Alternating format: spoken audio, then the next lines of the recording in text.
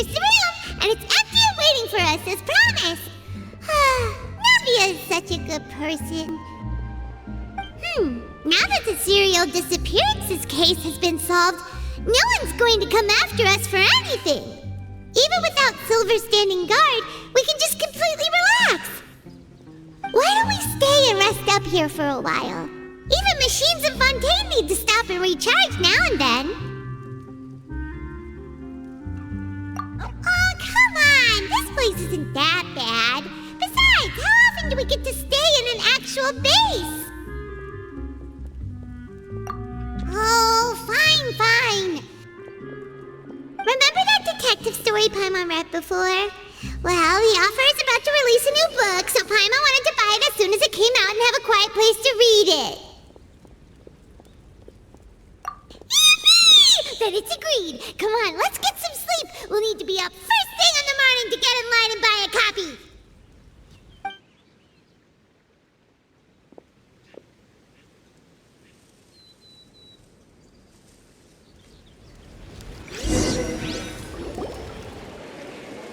Paimon didn't expect that style at all. Even though it's a detective novel, it's also like a social documentary. It's actually pretty good. No! Paimon just spends a bit more time sleeping than you, that's all. Excuse me, but do you know if the Traveler and Paimon are lodging here? Huh? Who are you? Paimon doesn't recall seeing you before. Wait, you're not here to give us trouble, are you? A blonde traveler and a chatty little fairy. Looks like I found the place. Good thing I asked the Spina di Rosula. Seems they sent me the right way. Hey, what do you mean by chatty? Paimon's always careful not to talk too much. Most of the time, anyway. It's an honor to meet you both. I was sent from the Palais Mermonia. Monsieur Neuvillette wishes to see you. It seems he has something important to discuss in person. Neuvillette? He wants to see us again already? Huh. We talked so much the last time we met. Has something happened since then? I am not privy to the details. It would be best if you came to the Palais Mermonia and asked Monsieur Neuvillette in person. If you say so, but Paimon has a bad feeling about this. Now that I've delivered the message, I'll take my leave. Thanks! We haven't left the room for a few days, so we'll head over once we've freshened up a bit.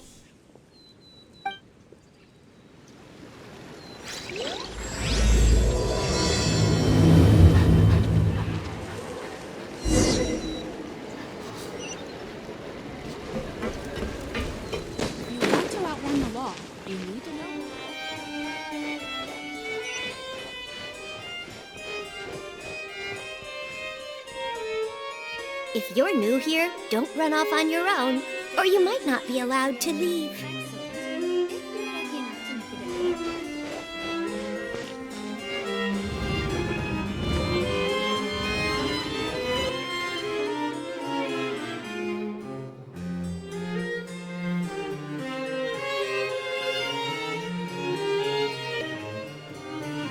Neuvillette! We're here! Did you want to see us about something? Huh? Why were you just standing there? You daydreaming or thinking something over? Yes, I did send someone to fetch you. But as for what I'd like to discuss next, well, I still have some reservations. Given that we've already made the trip here, you should just tell us. Bet you need us to help you with something, right? I do indeed have something I'd like to ask you to do. However, you should wait until after I tell you the details, then decide for yourselves whether you'd like to help or not. The situation is this. It has come to my attention that the Snezhnayan Harbinger known as the Knave wants a diplomatic meeting with you, correct? I heard that she was originally from Fontaine, but for her to suddenly arrive here and abruptly request such a meeting like this, I sincerely advise you to refuse her invitation outright.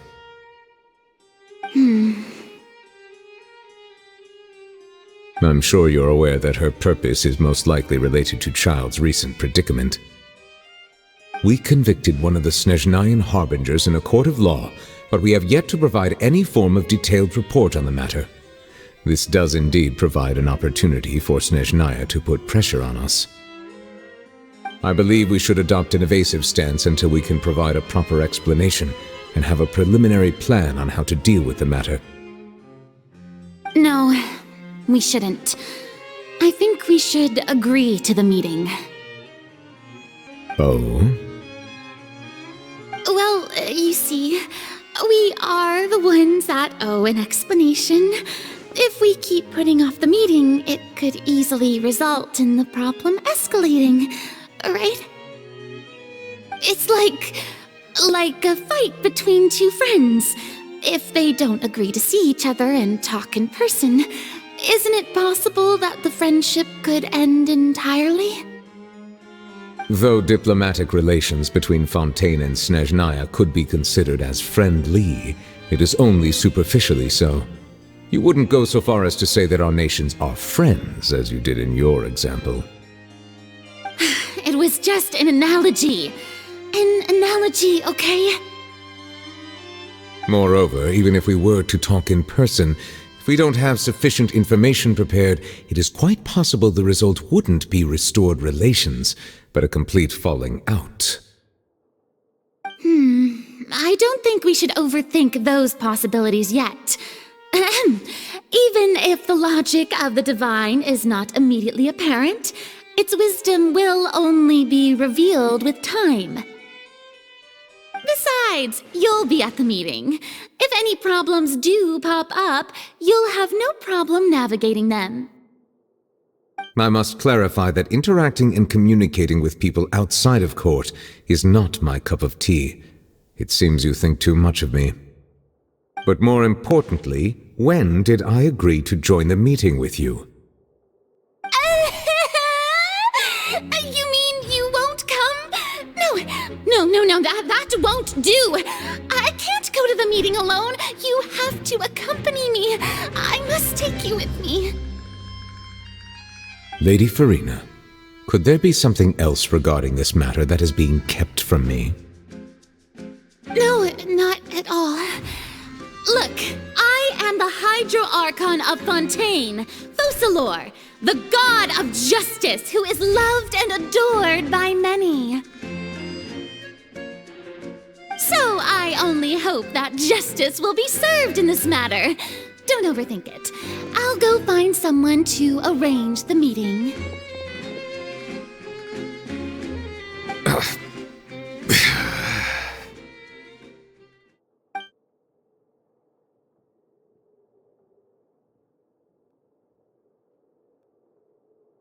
Though it could officially be considered a diplomatic conference, I prefer to see our meeting today as an ordinary tea party.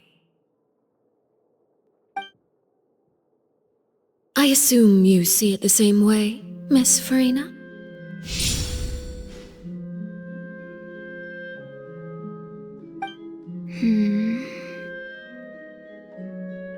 Lady Furina?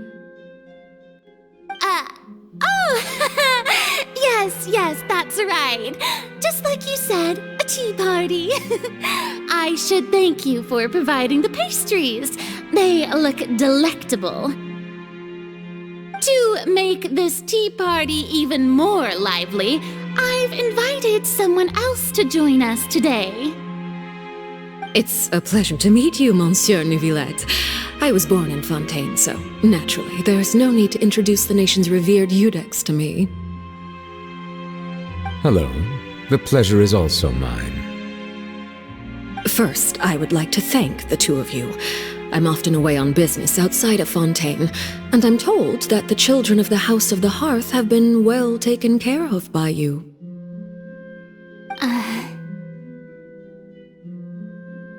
Oh, I'm not referring to when my children, Lyney and Lynette, were falsely accused by you. Please don't misunderstand.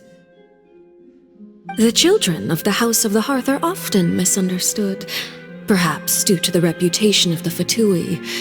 There's no getting around that. All I meant to say is that Fontaine has been stable in recent years. The people are well off and the children lead happy, fulfilled lives. That is something truly worth cherishing, and no one wishes to disrupt such peace. Now then, you have come regarding the matter of Childe, correct? Well, yes. It appears the ever-busy Iudex Neuvillette doesn't wish to waste time with diplomatic pleasantries, and hopes that we can get straight to the point of our talk. Yes, as you surmised, understanding Childe's situation is indeed one of the goals of this trip. As we are both diplomats from Snezhnaya as well as Fatui Harbingers, Childe and I have always been colleagues.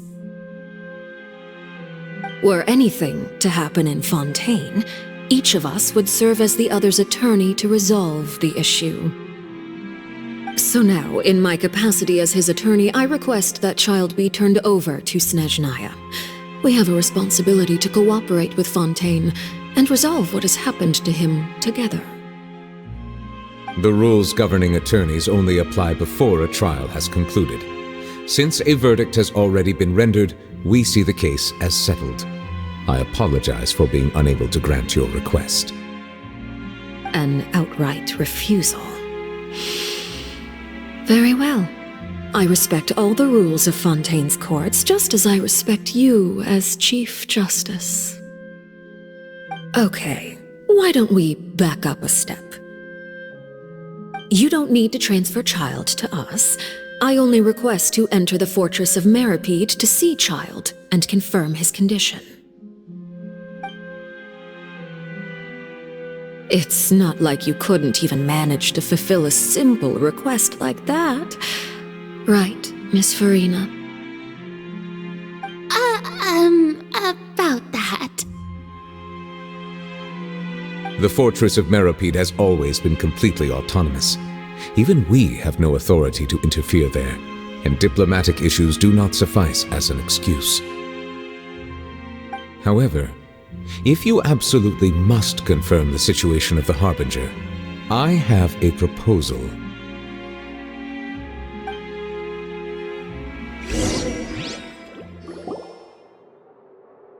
The Knave showed up already? Well, Lyney did say that Father will be returning soon. We didn't even know that Lyney was from the House of the Hearth at the time, so we kinda overlooked that information. Yes, thank you for your kind advice. I'm well aware of the situation. I also noticed that Lady Furina acts a little odd and unnatural whenever I bring up matters related to the Knave. Could the Knave be threatening Lady Furina or something? If that were the case, then why wouldn't Lady Furina inform me? And what means could the Knave possibly have to twist the arm of an Archon? So maybe that's not very likely. Even though Furina can act a little weird at times, she's still an Archon. In reality, this problem is even more thorny than it appears. According to reports from the Fortress of Meropide, Childe recently disappeared under mysterious circumstances. The details are still unclear. We cannot rule out an escape, but there have also been no reports of him outside of the Fortress of Meropide. Special guards oversee the fortress, and its internal systems are extensive. Combined with the special characteristics of the surrounding terrain, an escape should not be possible. I suspect that there's something else behind Childe's disappearance. I was only willing to share this information with you because you are friends of Childe, and it is my duty to see justice done. So this is what you wanted to see us about before. Yes. I would like you to go to the Fortress of Meropide and investigate Childe's disappearance. This was my proposal during our meeting with the Knave. Rather than allowing her to intervene, I offered to send someone to find out about Childe's situation and report back to her in detail. The Knave did not seem satisfied by my proposal, but she still agreed to go along with it for the time being. Her words were, We will talk more once we have that report. So that means we bought ourselves some time. Firstly, you're already acquainted with Childe. Your eyes may discern relevant details there that others would miss. And secondly, is the consideration of the unique nature of the Fortress of Meropide. Isn't it just Fontaine's prison? I would not define it so crudely. The Fortress of Meropide is not affiliated with the court system of Fontaine on paper. It has always existed as an autonomous entity. Early in Fontaine's history, criminals were punished with exile, not imprisonment. Even today, sentences against convicted criminals still include exile, just as before. The Fortress of Meropide may seem like a prison, but it should in fact be regarded as a gathering place for exiles. All we do is dispatch guards to keep watch and help maintain security, but we have no right to get involved with any other matters. Although I do have a personal relationship with the administrator there, neither myself nor the courts have the right to be directly involved with the investigation, no matter how serious the grounds. Oh, Paimon gets it now. That's why you need us to conduct our own investigation as a third party, right? Correct. I will arrange false charges against you so that you may secretly investigate inside the fortress during your detention. This will save us a lot of unnecessary trouble. So, are you two willing to accept my proposal? Yeah,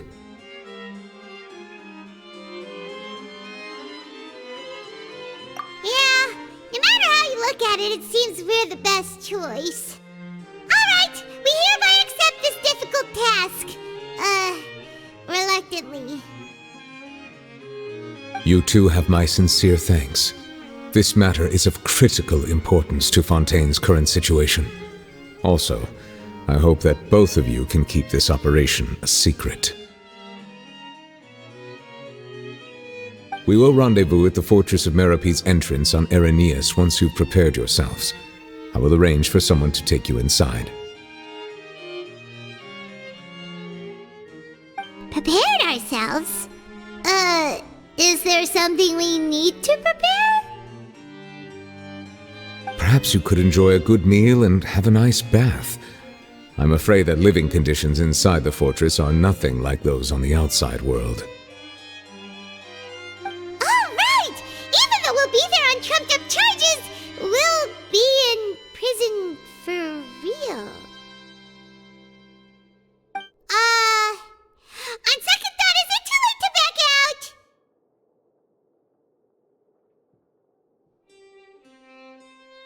Please do not worry. Since you are sacrificing both your time and quality of life for the sake of delivering this report, you will be compensated according to the highest standards permitted to legal staff, regardless of the outcome. Now that's more like it! Come on, Traveler, let's go eat the best meal we can find! We'll eat so much that we won't need to eat another meal for a whole month! You're a treat. Are you leaving now? In that case, please take this cake as a token of my personal gratitude.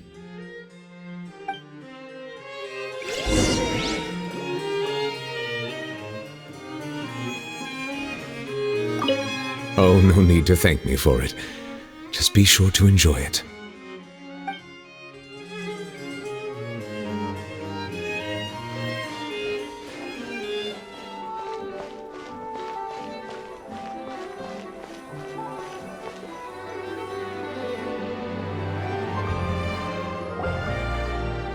I'll have that, and that! Oh, and one of those too! Ooh, and no Fanta, thank you! That cake was pretty good. But as soon as Paimon remembered that we were about to go to prison, Paimon's stomach suddenly became completely empty. Now that Paimon thinks about it, we've always been super careful ever since we arrived in Fontaine. Just to avoid breaking any strange laws here. But here we are, about to willingly send ourselves off to the Fortress of Meropide. Maybe this is what they call fate.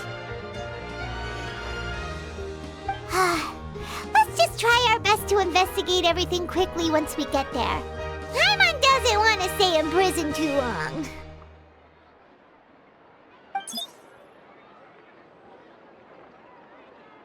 Oh, what is that I hear? Is it the taste of a breaking story? Hey! You can't hear a taste! And what are you doing here, Charlotte? Oh, don't remind me. I invited an eyewitness to a case to eat here, and I was planning to get some great material out of him. But he didn't even show up. Calm down, calm down. This is nothing new. As a journalist, you should be used to this by now. As long as you can score some juicy tidbits from the Traveler, you might still be able to recover the cost of the meal. You know we can still hear you, Charlotte. Never mind. It's nothing. I just heard you mention the Fortress of Meropide. You didn't commit a crime, did you? Please tell me all about it. No way! We would never! We're just going there to...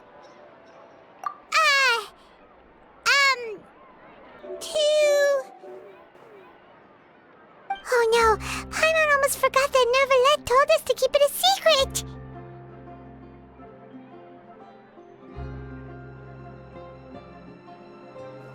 Huh? You're being arrested for that? Oh. But now that I think about it, I suppose that's not completely unreasonable. That's pretty despicable, almost as offensive as committing theft. You mean Paimon really did something that serious? Sorry, Paimon really messed up. Well, in that case, it's nothing particularly newsworthy after all. Oh, how disappointing. Oh, right. There's still a chance. Since you're going to be at the Fortress of Meropide, would you be willing to help me gather some material for a story? About that, Paimon doesn't think we'll have any time. Oh, it's nothing difficult. All you have to do is think of a way to get some time face-to-face with the warden of the fortress. He was awarded the honorary title of Duke in Fontaine. Sounds really cool, huh? Only those who have made significant contributions to the nation have been conferred this title. It's incredibly rare. On top of that, the Fortress of Meropide has never been under the jurisdiction of the courts. Practically nobody, including journalists like me, knows anything about the person in charge there. Oh, if I could write an exclusive article about him, I bet it would sell a boatload of papers. You make it sound easy, but it really depends. Of course, I wouldn't ask you to do it for free, so this meal is on me. All right, you got a deal. We'll do anything you want. Then it's settled. The food should be here any second, right? Huh? Wait, just how much did you order?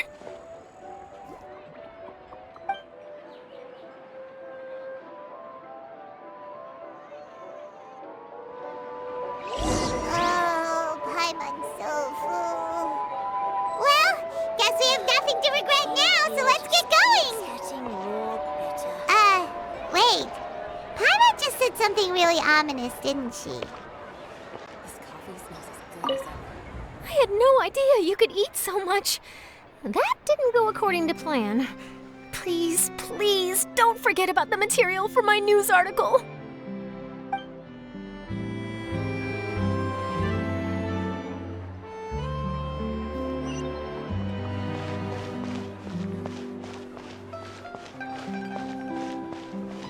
All the endeavors of the people of Fontaine. I believe I will continue to take pride in fulfilling my duties.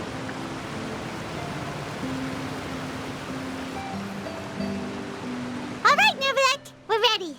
Is this where the entrance is? You have come, just as promised. Yes, this is the one and only entrance to the Fortress of Meropide from Irenaeus.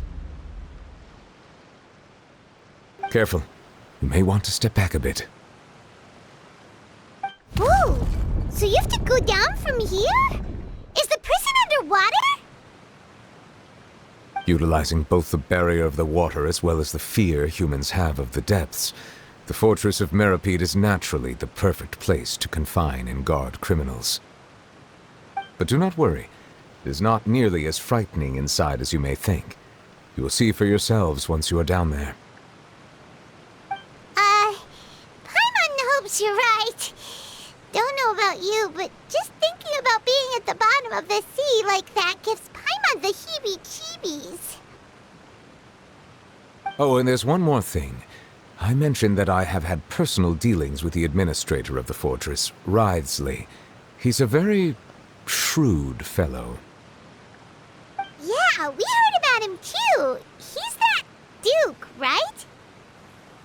Correct. He is the highest-ranking manager of the underwater prison. Even though you are going there to investigate at my behest, it would behoove you to avoid any confrontation with him or any of his subordinates. The Duke rarely ever leaves the Fortress of Meropide, but that does not mean he is not privy to all that is happening inside and outside the fortress. He is quiet, but not unaware, so please bear that in mind. All right, that's about all the time that we have to talk privately. I'm counting on you two. Don't worry, we won't let you down. Good. Madeline! I'm here, Monsieur Neuvillette. These two are the newest convicts, I presume? Don't worry, they won't escape on my watch. Like we would try. Please follow me, you two. I'll process your paperwork for entering the Fortress of Meropide.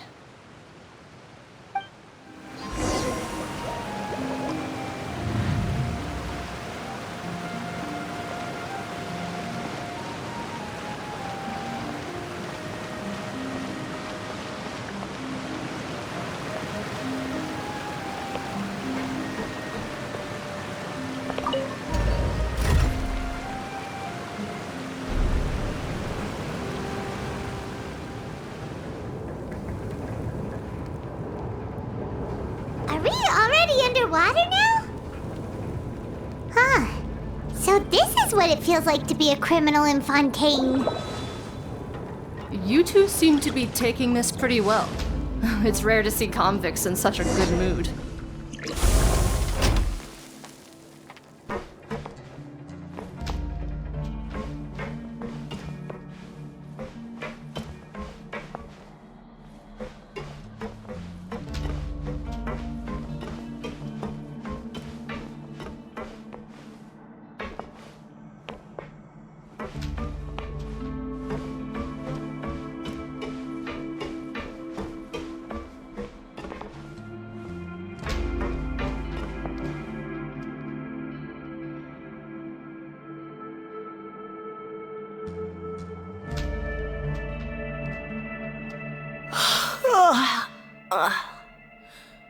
Oh, it's you, Madeline.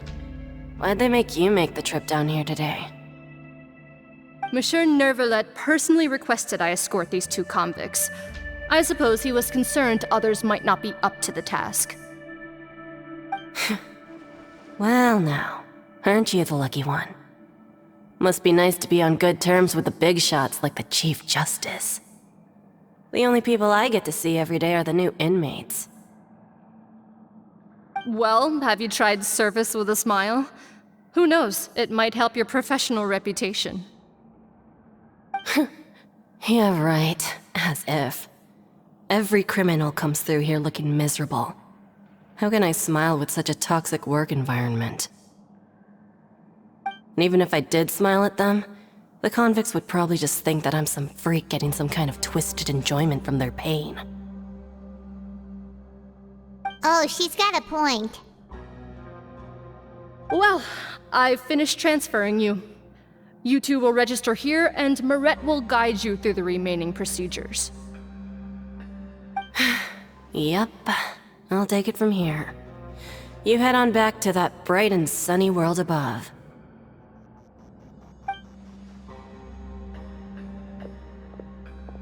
Okay, let me see. You are the Traveler and Paimon, correct? That would be us. Let me confirm your charges and sentence.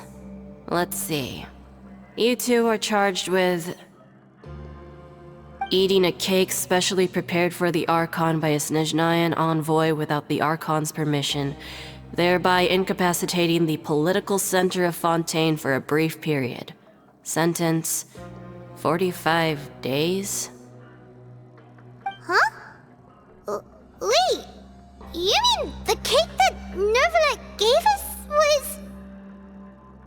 Just looking at the charges, it seems you two are capable of causing some serious trouble.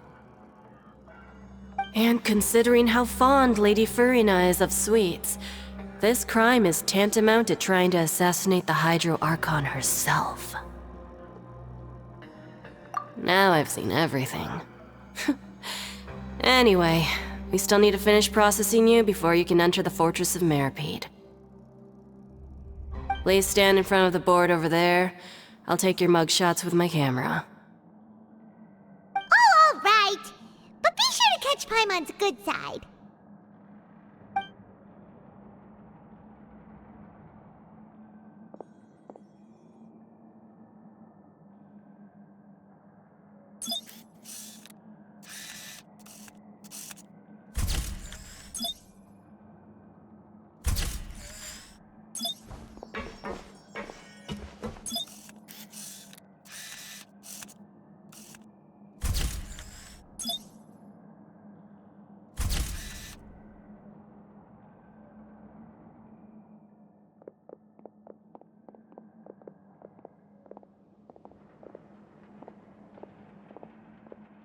And we're done. Thank you for your cooperation. Next, someone will be along to guide you inside the fortress. Please be sure to cherish this opportunity for rebirth.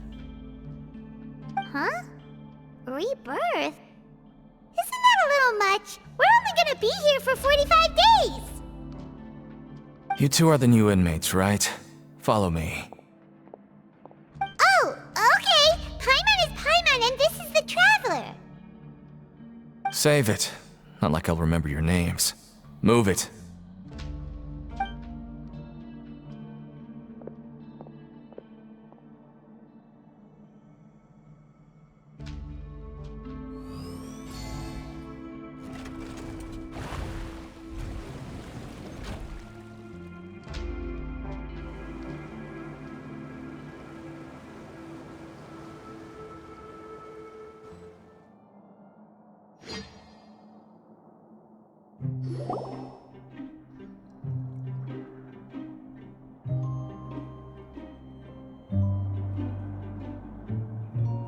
So, are you one of the guards here? Is there anything we should be careful of while we're here?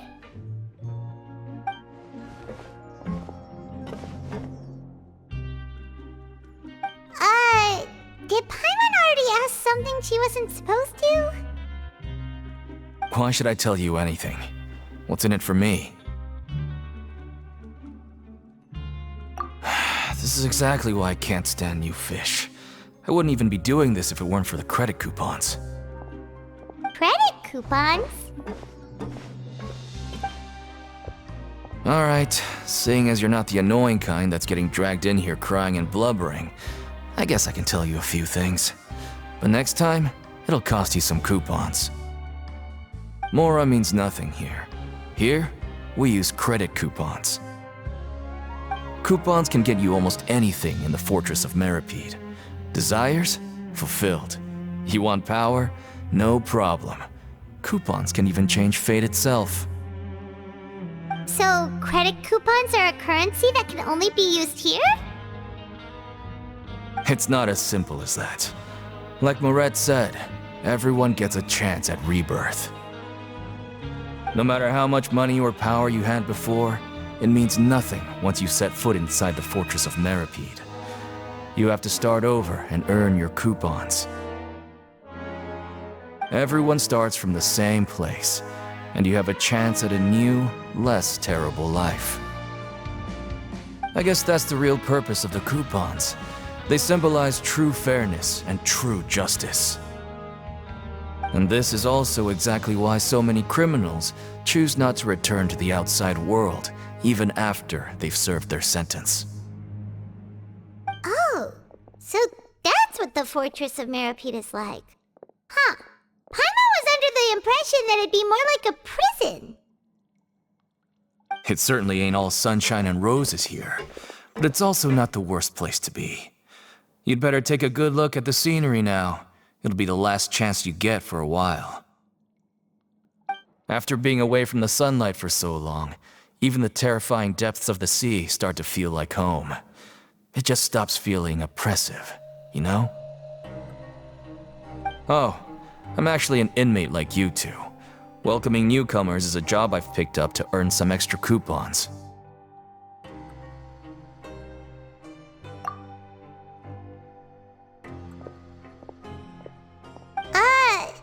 Why aren't you answering us again? I've told you enough for free. Any more info is gonna cost you. So all you care about is Mora! Wait, no. Coupons? Almost there. It's down through here. Your turn to give it a try.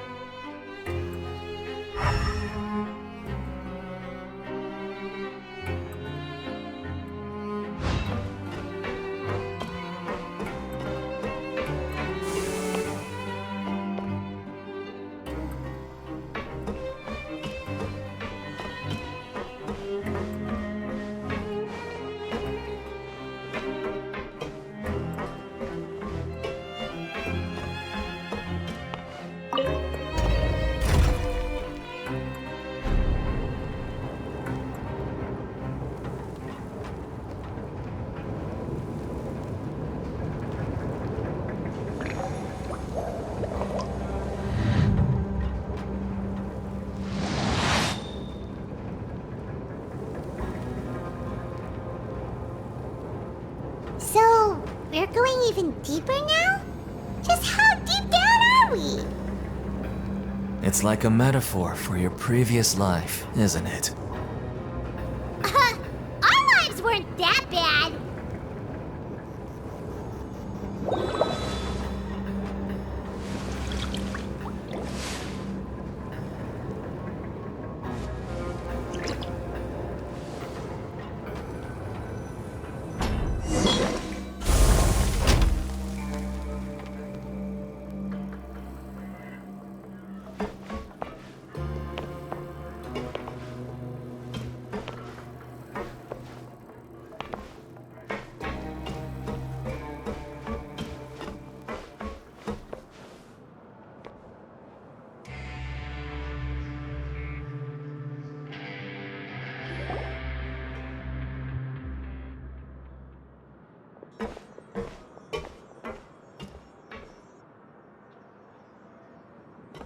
So this is the actual entrance to the Fortress of Meropide? Huh. It looks like there are other new arrivals, too. Oh, they sure don't look happy. Maybe we look too relaxed for fresh convicts. Oh, right. We're on someone else's territory now. We need to think of a good way to act like criminals to get by. If we're discovered, even Neuvillette might not be able to rescue us. Hey! Don't scare Paimon! Oh, Paimon's not ready for all this! Look, I don't really know you, and I have no idea what kind of crime you committed, but... You wouldn't have happened to anger someone important, did you? Someone important? Paimon doesn't think so. Wait, why are you suddenly trying to talk to us now? Now's not the time to worry about that. Anyway, it's over there, so... You just go on over there by yourselves. I've done my job, so... Good luck. What was that all about? Wait a second. Are there usually so many garter mechs around here? They're already onto us? Prisoners numbers 7459 and 7560. Welcome. Oh, no need to be anxious. These Gardamex aren't here to attack you. In fact, they're here as your honor guard. When I heard that you were friends of Monsieur Neuvillette, I had the Guardmex come and wait in formation. Wait! You know about our connection with Neuvillette? The seafloor isn't as cut off from the world as you might imagine. However, I'm afraid that I know nothing more than that you are friends of the Udex. And as you can see, committing a crime means being sentenced here, even if you're friends with the Chief Justice. Quite fair. The Duke! Greetings, Your Grace! Lovely weather today, isn't it? Oh, greetings, my good fellow. Well, I'm willing to imagine that the weather is as good outside the sea as you say it is. How great it would have been if only the Fortress of Meropide had been built on the coast, huh? It would have been so convenient to enjoy a nice chat in the sunshine. My profuse apologies. I just got so nervous when I saw you, So this is the Duke. He sure looks a lot younger than Paimon imagined. The Traveler and Paimon, correct? Mr. Deacon here was responsible for your welcome. I trust you were satisfied with his guidance?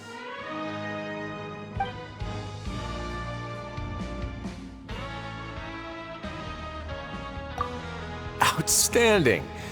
Well, Deacon, I recall we discussed fate during our last work meeting, I believe that fate will reward all those who take every aspect of their work in life seriously. When you return to your bunk, you'll find the guards have issued some extra credit coupons to you. Oh, thank you. Thank you, Your Grace. Oh, and you too. I can't believe you gave me such praise. If you need anything in the future, anything, please, come find me anytime. No credit coupons necessary. Well, I believe that concludes the introductions. We've already taken enough time here. Deacon, if you would. Yes, Your Grace. I'll take my leave now.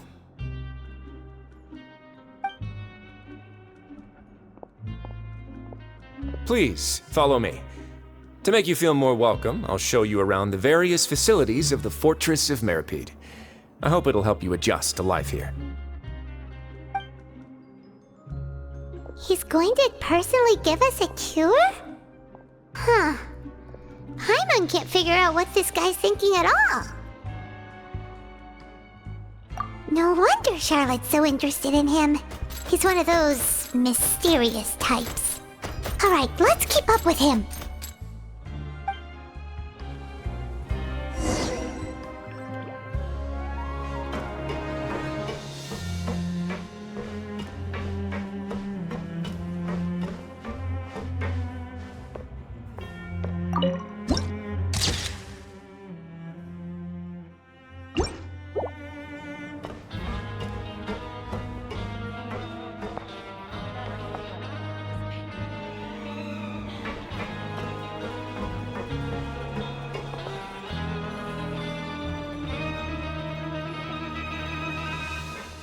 There's no need to be so reserved.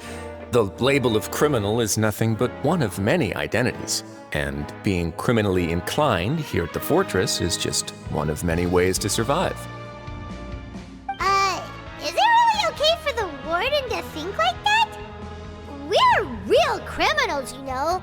What if we're too difficult to handle?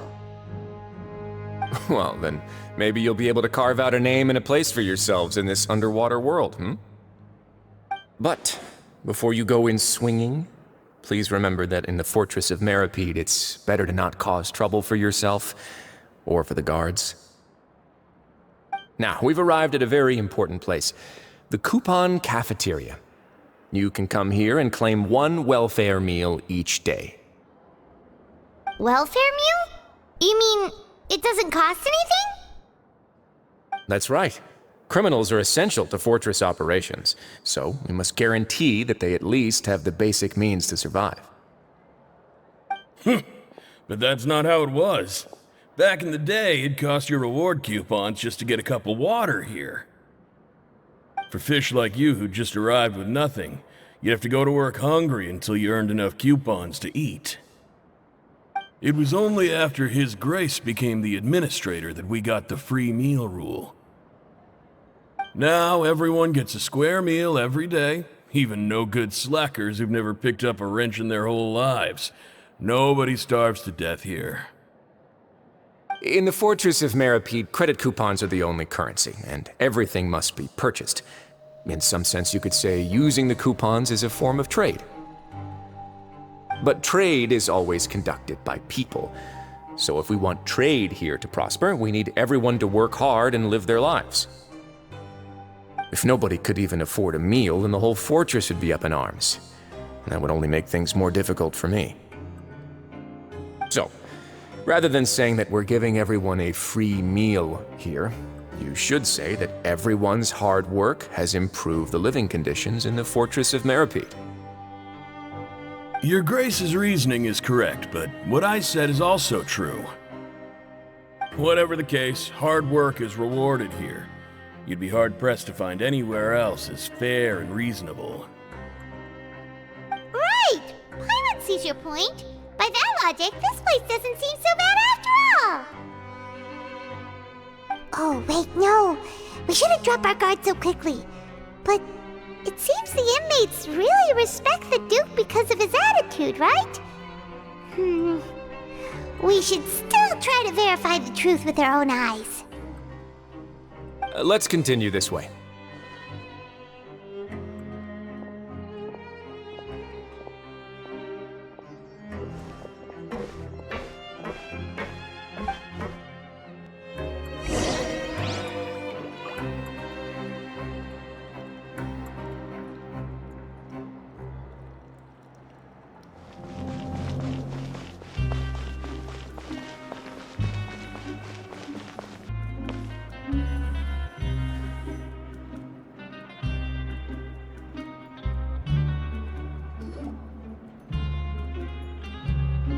This place is known as the Pancration Ring.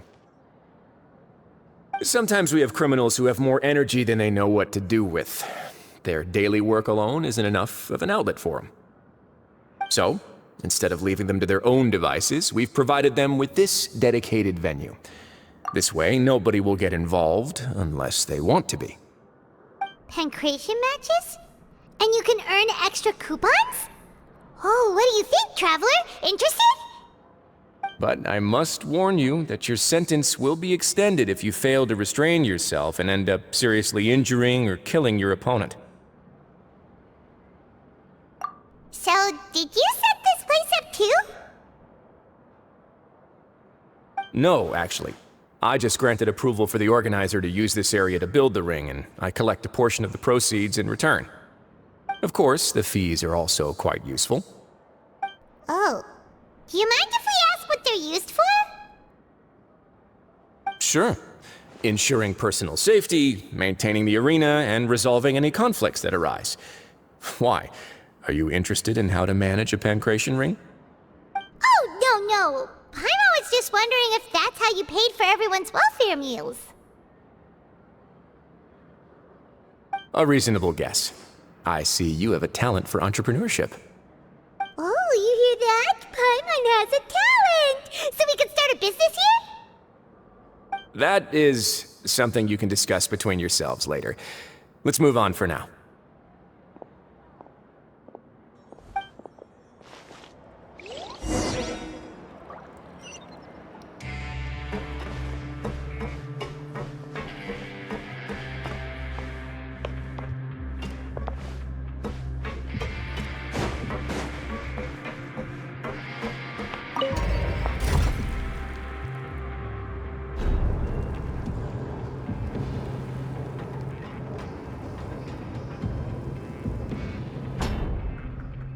Melusines are beautiful creatures. They are the pride of Fontaine. Be sure to befriend them and cause them no harm.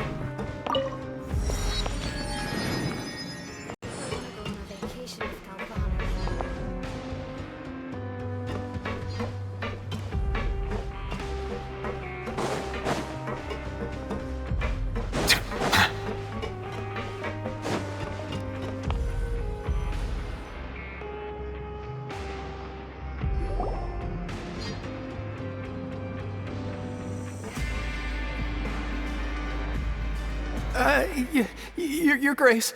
Good morning. I mean, good afternoon. No, wait, what time is it again? What time indeed? Time waits for no one, so it's best to keep an eye on it. My apologies, Your Grace. Jeez, that guy's so nervous he almost forgot to breathe. Sorry, forgive my manners. These are the dormitories, which is where inmates sleep. The guards will inform you where your bunk is later. In the Fortress of Meropide, criminals usually spend most of their time in either the production zone or the sleeping areas. The production zone? What does it produce? Is that where we'll be working? Not necessarily. Though working in the production zone is the most reliable way to earn credit coupons. If you have other skills, you can skip your shifts to earn them in other ways. Wow. Wait, you're the manager of this place, and you're just telling us to our faces that it's okay to skip work? The fact that the Fortress of Meropide has continued operating completely autonomously is proof enough that most people are willing to work honestly and earn a stable income. As for what we produce, many of the clockwork machines seen all over Fontaine originate from our workshop. Therefore, the Fortress of Meropide is not only a place where criminals serve their sentences, but also a giant machine factory. There's no need for me to get into specifics about the production process now. You'll experience it all firsthand when you report for work tomorrow.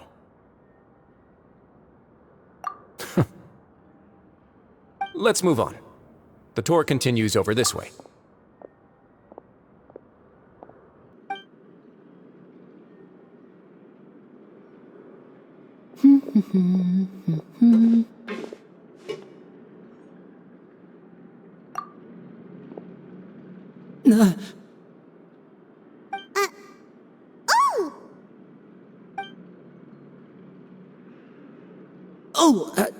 You really scared me there. I didn't expect to see you here, Your Grace. I thought maybe I was so tired from work that I was starting to see things. The only thing you should be seeing is the work in front of you. Stay focused and keep up the pace. Oh? Is something the matter? It's nothing. Paimon's just worried about how hard we'll have to work tomorrow.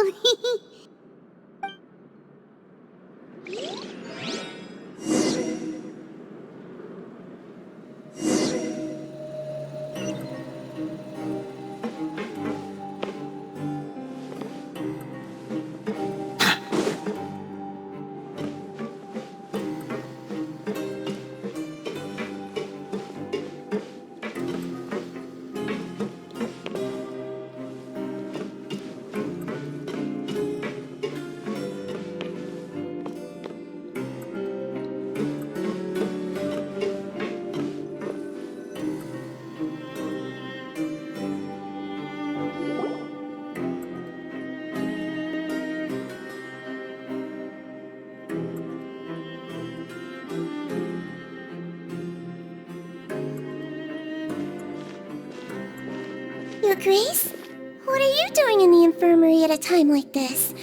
Oh no, you didn't injure yourself, did you? Not yet, unfortunately for you.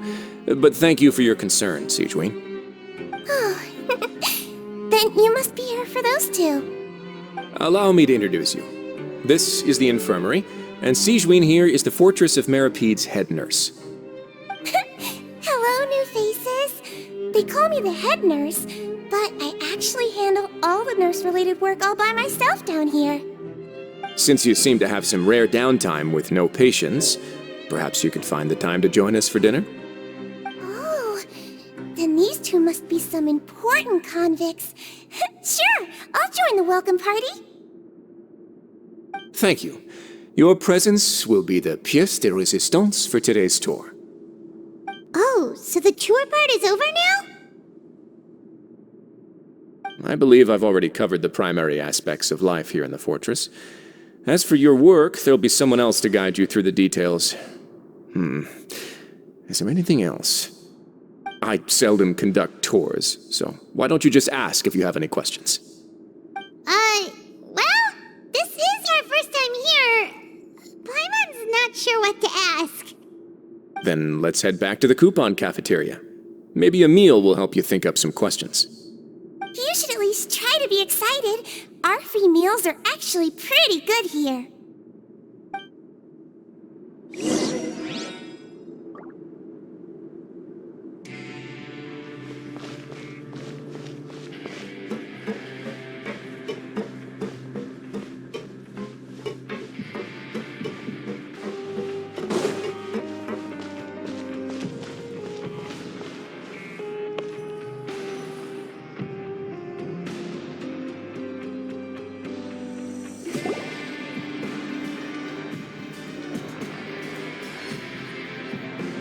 What do you think of the food?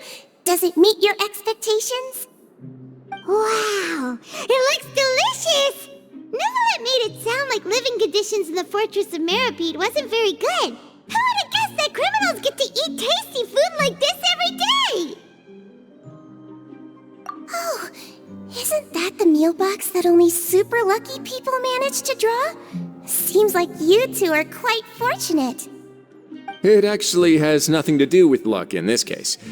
I had a word with Wolsey, so you didn't have to draw lots like everyone else. Oh, you mean the meals are random? Yes, what you get to eat depends completely on your luck. You could say that it's a distasteful little game that Chef Wolsey likes to play here in the cafeteria. Paimon knew it! If criminals got to eat tasty food like this every meal, the crime rate in Fontaine would skyrocket for sure! Excuse me, did I hear you mention Neuvillette just now? I've been wondering how he's doing. Is he busy with work? Has he been taking care of his health?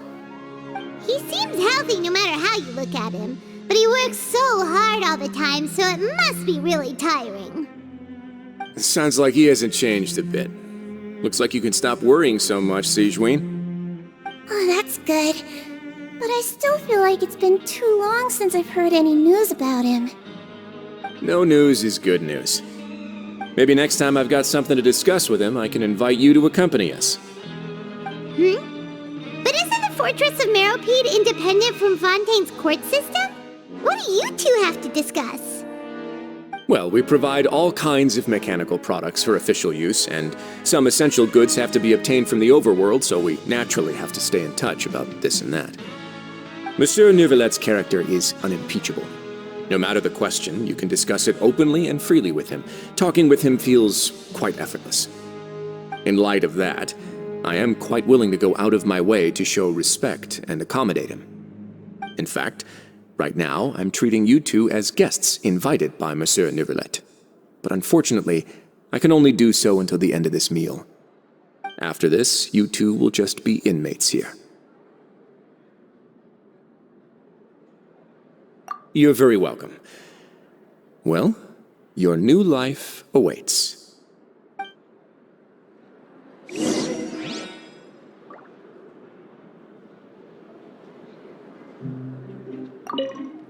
Are you finished eating? Then I recommend that you return to the dormitories and rest. You have work to do tomorrow. Perhaps you were hoping to ask for some special privileges? Sorry, you'll have to use credit coupons like everyone else. It's not as comfy here as you might imagine.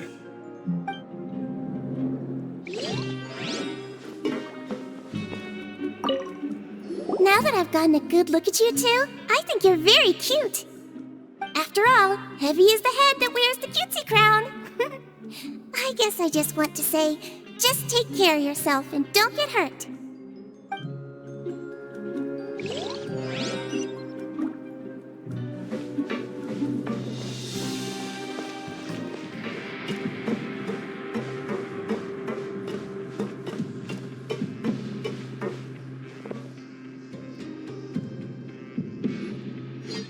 The Traveler and Paimon, right?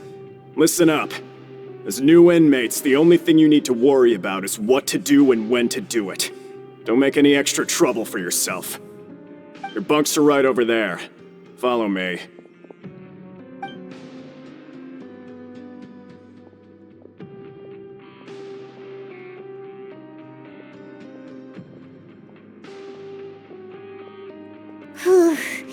So this is where we'll be sleeping from now on. Oh, Paimon can't believe reading detective stories are like a dream now. By the way, Traveler, we saw a lot of things worth investigating just now.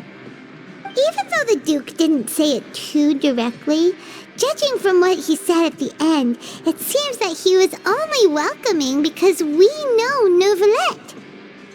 We are criminals, and Paimon did eat that cake, but we're actually here to help Neuvillette. Is it possible that he knows we're here on a mission? Or is Paimon overthinking things?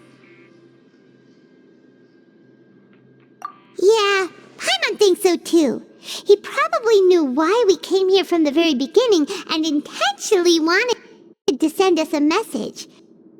Maybe something like, "Hey, I have my eyes on you, so don't try anything funny." Yeah, you're right. It's not like we can go back to Neuvillette empty-handed and say, "The dude looks scary, so we gave up." And besides, the Duke said that he was willing to go out of his way to show respect for Neuvillette, right? So, we at least need to try. But Paimon hasn't gotten a clue where we should start our investigation.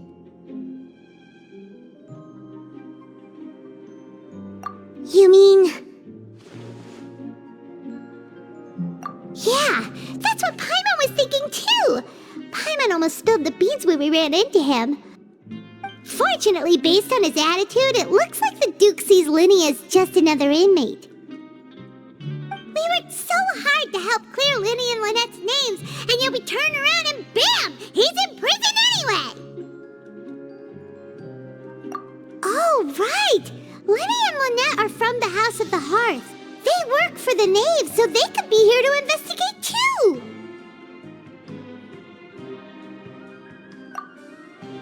Huh? Oh, it's a card! Paimon didn't notice it earlier. It looks like a magician's prop.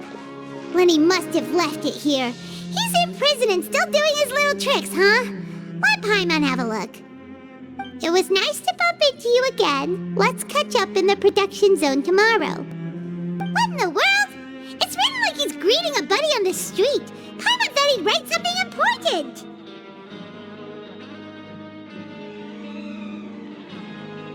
If you say so, we can ask him what's going on tomorrow. Let's get some rest now.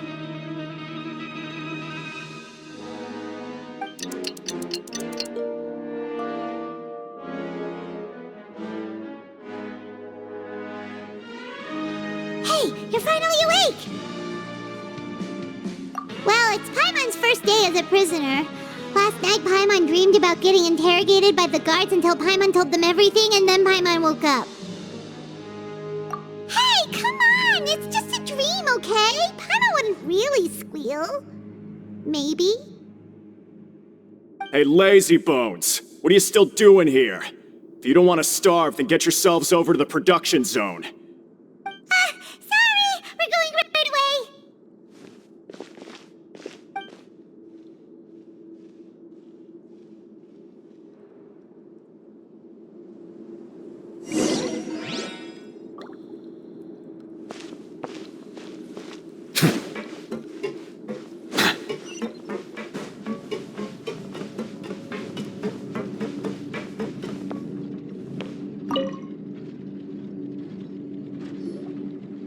Ah, you must be the catch of the day. Looks like you've got some luck getting assigned this space. Yep, we just arrived yesterday and... Don't interrupt me when I'm speaking! Yes, sir. Listen carefully to my instructions. I don't want any mishaps. Every machine here is worth more than the both of you. Working around these machines can be very dangerous. Do your job well, and you can eat in the cafeteria after your shift. Get sloppy, and you dine in the infirmary. Anyway, the Fortress of Meropide doesn't want to lose a single one of its machines. And it also doesn't want to waste the production potential of any inmate. You got that? Got it! Your job is to use the machine over there to process widgets. Watch carefully, and make sure you step on the pedal at the right time. If the machine gets jammed, then give it a little maintenance with your fist.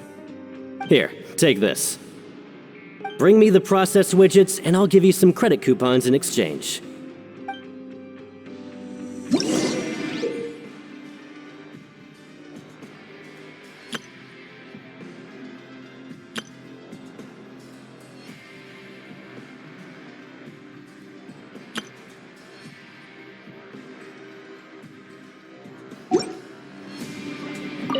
Bring me the processed widgets, and I'll give you some credit coupons in exchange.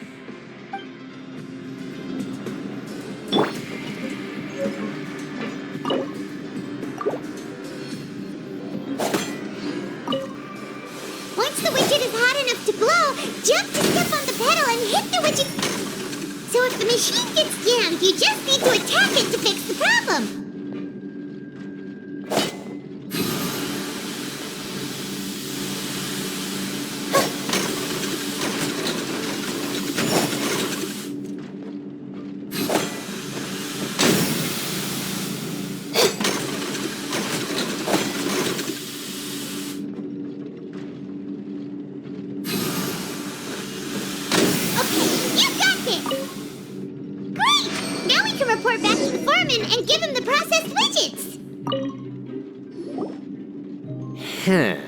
This one is tolerable. Though since the processing is done by machine, the product is all pretty much the same anyway. Alright, I'll pass you for now. And we'll count up how many credit coupons you've earned.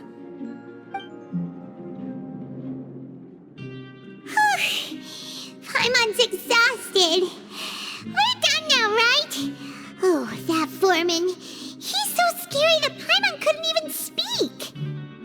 Ugh. Even though Paimon's starving and wants to head straight to the coupon cafeteria, we still need to meet Lyney first, right? He probably just finished up his work, too. He should be around here somewhere.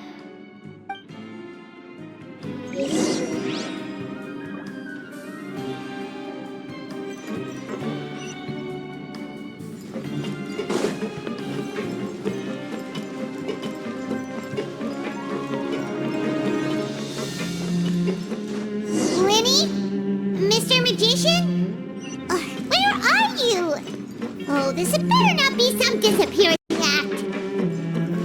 He doesn't seem to be around here. Let's try looking somewhere else.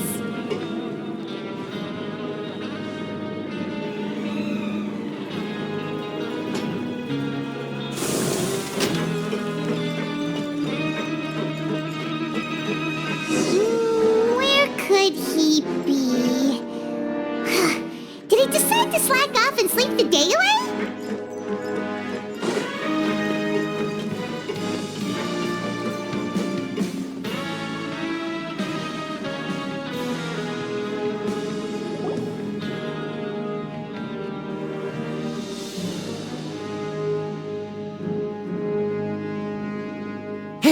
Over here. Oh, you scared Paimon! How did you appear out of nowhere like that? Oh, you scare so easily now? Is there something worrying you these days? You little... The only thing we're worried about was trying to find you. Sorry. Come over here and keep it down.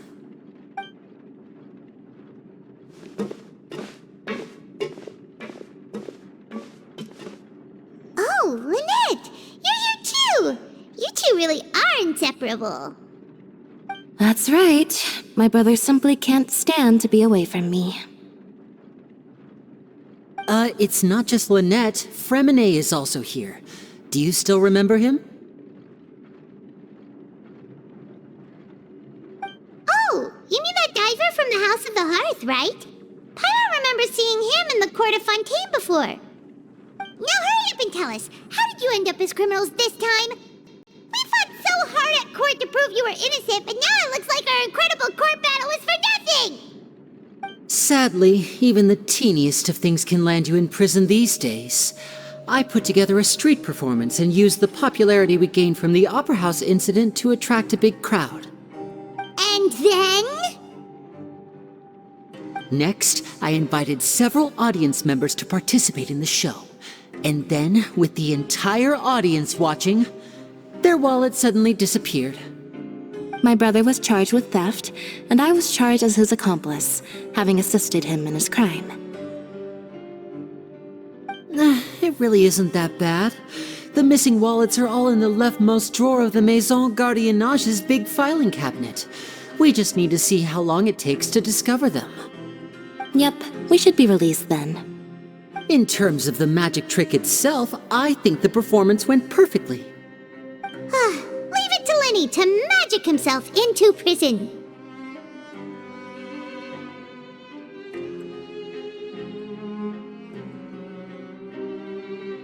Indeed.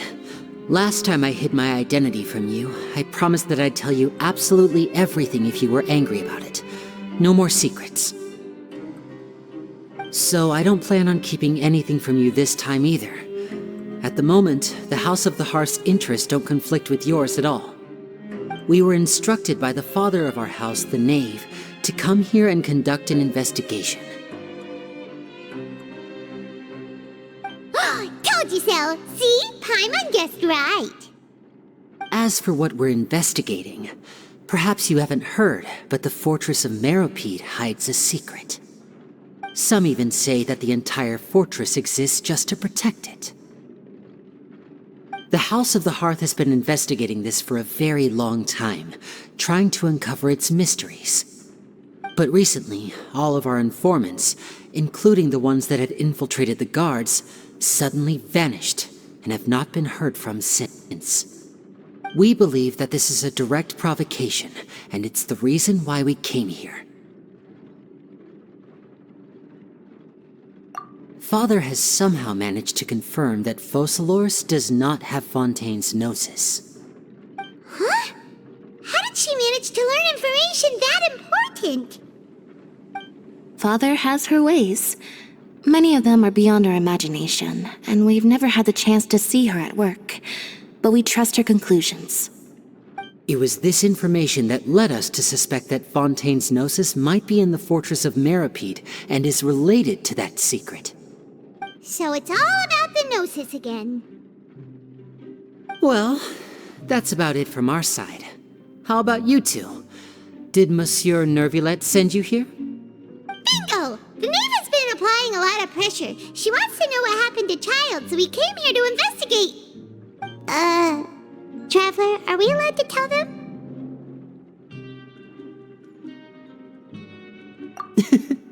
You don't need to worry too much about that. She's just asking for a report on Master Childe's predicament as a means of pressuring you. Father used this situation as a pretext to negotiate with two high-ranking officials in the court of Fontaine. She actually just wants to be able to make concessions on this matter for gains elsewhere, almost like a bargaining chip. Sometimes you need an excuse to do things you otherwise couldn't. And a harbinger is more valuable than you might imagine.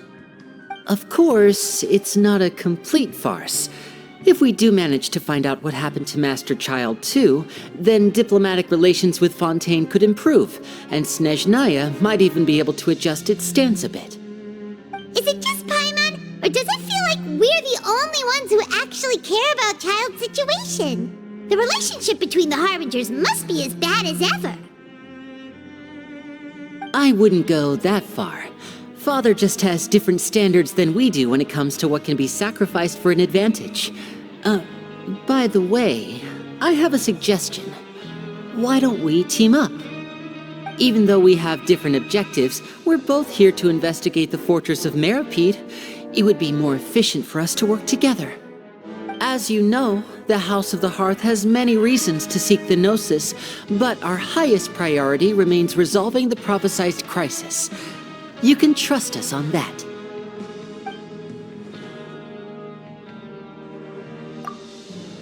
See, I told you. Is that so? Sure enough, it won't be easy to convince them to cooperate with us. Lyney seems to be thinking pretty hard about something. Of course he is. Lyney has been looking forward to a chance to reach an understanding with you ever since last we met. Or, I should say, we were really looking forward to teaming up with you this time. Lynette, just tell them everything, why don't you? It's okay to open up a little.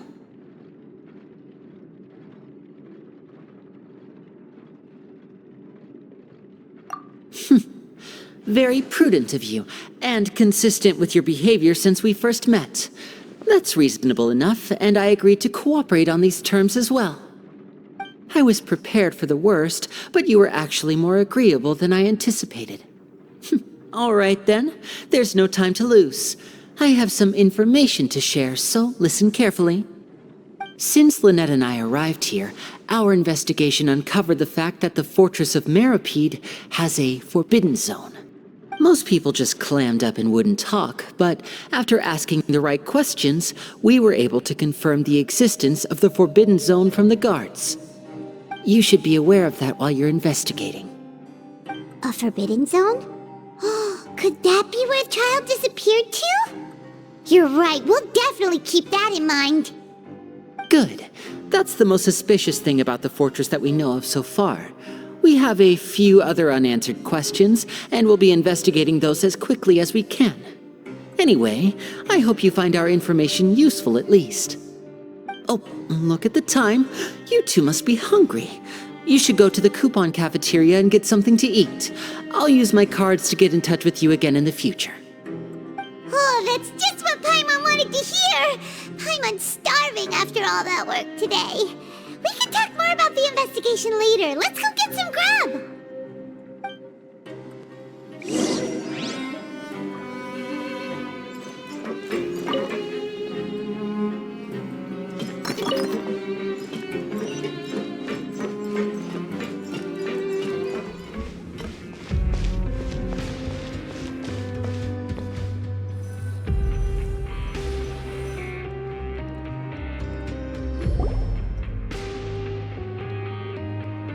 Oh, he wasn't kidding. Today's meal is nowhere near as good as last time. Oh, who knows how long it'll be until we're lucky enough to get that super tasty meal again. Forget about it then. We'll just deal with the regular food for the time being. Let's just get out of here as soon as possible. But life here doesn't seem all that bad. Other than the foreman being kinda mean and the work being pretty tiring. You think so, mate? If I had a coupon for every fish who said that. Seems you fishies still haven't learned your lessons from your life up on the surface. If you take things at face value, then by the time you reach a dead end, you won't even know how you ended up on that road in the first place. I like your attitude. I can, let you in on a little something.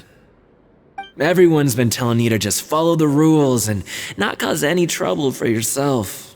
Am I right? But what they don't tell you is that the rules aren't exactly what they pretend to be. The rules for being a prisoner. The truth is, this place has a lot of hidden rules. Huh? Hidden rules? What do you mean? Not everyone knows about those rules, but whether you know them or not, once you break one, you might encounter something even worse than death.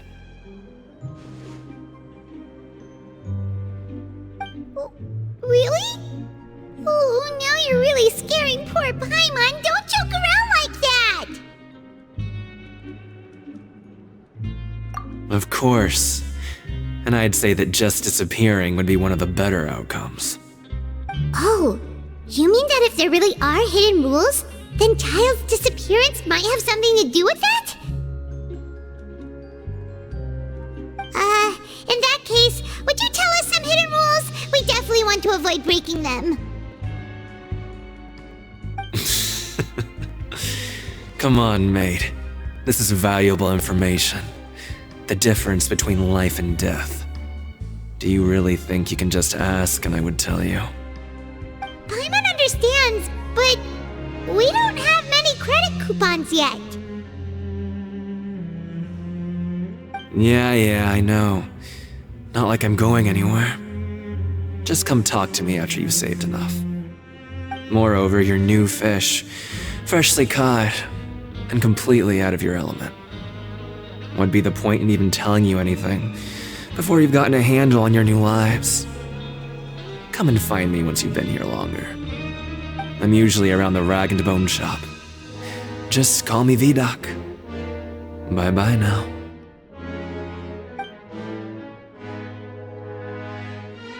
He left. Just like that. Huh. Do you think he's just trying to scare us into buying fake information from him? Yeah. It might be a good place to start in our investigation. Hidden rules, huh? But, like he said, we don't have any coupons and we're still not familiar with this place. Oh, there's nothing we can do about it now. We were so busy talking, we almost forgot to eat! Even if it's not the best, it's probably better while it's warm. Come on, dig in before it gets cold!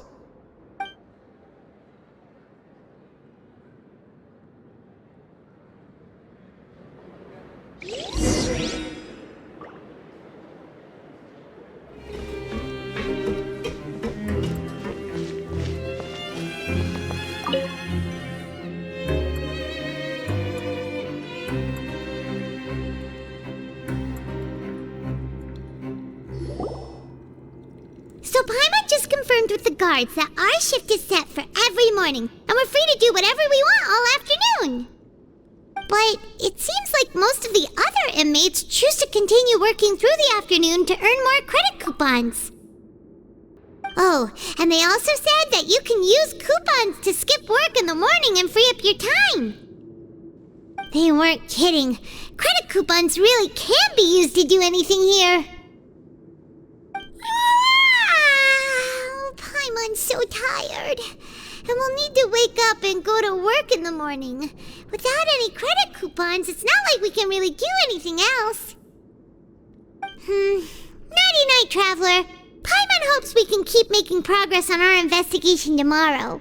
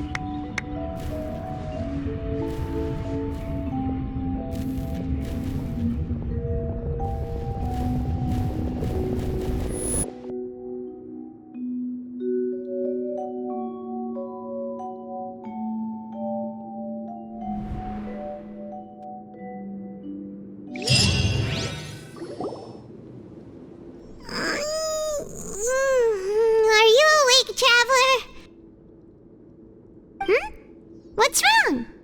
You seem to have something on your mind. Did you dream about something last night? Is that even possible? Unless it wasn't an ordinary dream?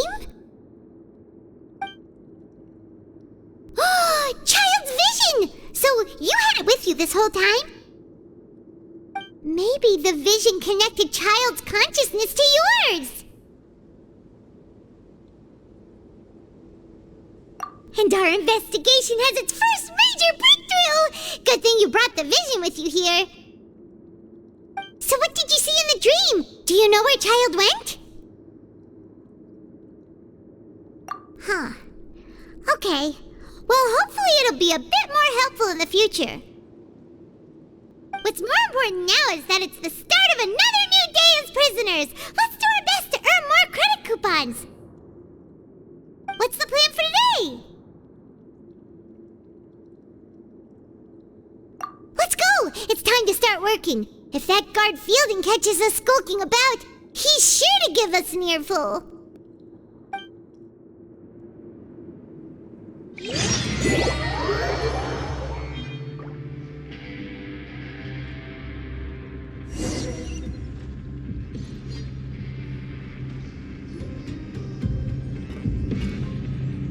Look who decided to show up!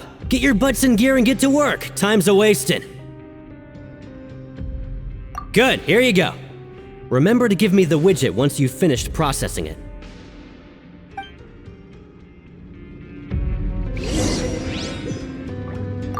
Why aren't you allowed to working? And don't go walking around with the widgets.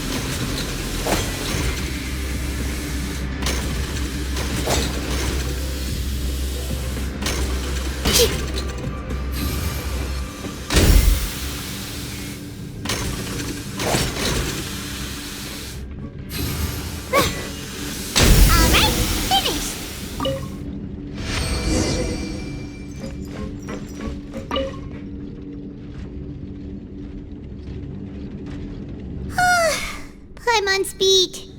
But after so many shifts, it seems we're really getting the hang of it now.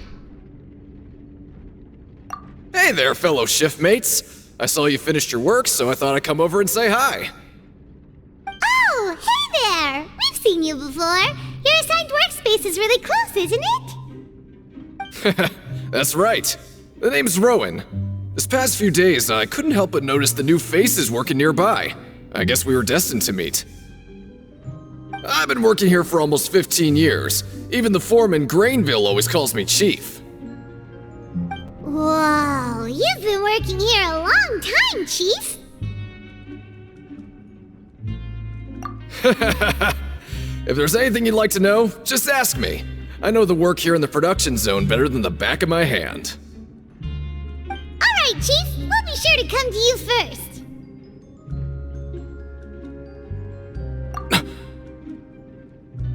Did you just ask about the rules?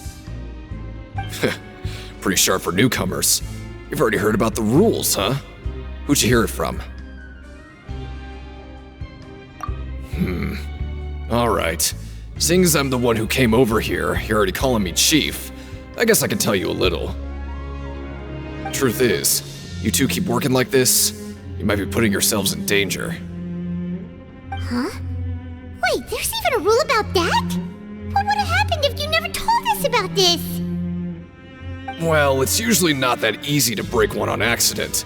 The conditions of the hidden rules are usually pretty specific. But once you do break one, bad things happen. If you work continuously in the production zone for 3 days, and if all you do besides eating and sleeping is just work, then something bad will happen during lunch on the 3rd day. Huh? Like what? Oh, don't scare Paimon! If I knew that, then I wouldn't be standing here talking to you, now would I? You mean, even you have never tried working 3 days like that before? There's actually a legend about this rule. They say that there was a worker who worked way harder than me. He was both efficient and eager on the job, and most other workers couldn't hold a candle to him. One time, he tried to test his limits and worked as long as he could. Then during lunch on the 3rd day, he disappeared into thin air, as if he'd evaporated. Later, some people went and asked some of his past friends about him, but they said, never heard of the guy. What the? How could that happen? Unfortunately, we were assigned different production zones. I never saw for myself what he looked like. Wait, are you thinking that it was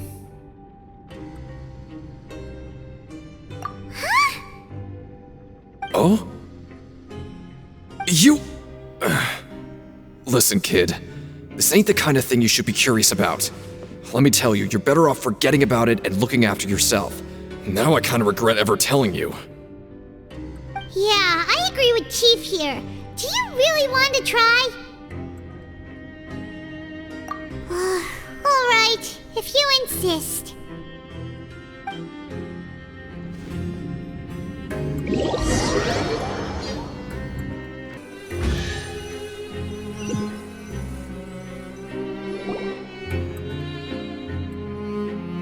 Oh, just a regular meal set. Guess Paimon shouldn't get her hopes up. What would you like to do this afternoon?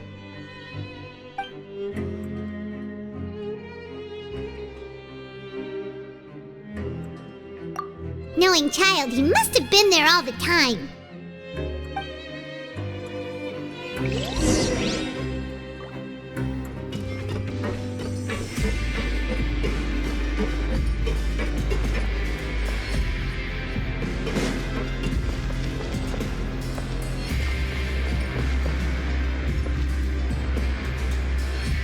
Oh, you must be the Traveler, huh? Sorry, mate, but competitors as strong as you are prohibited from participating.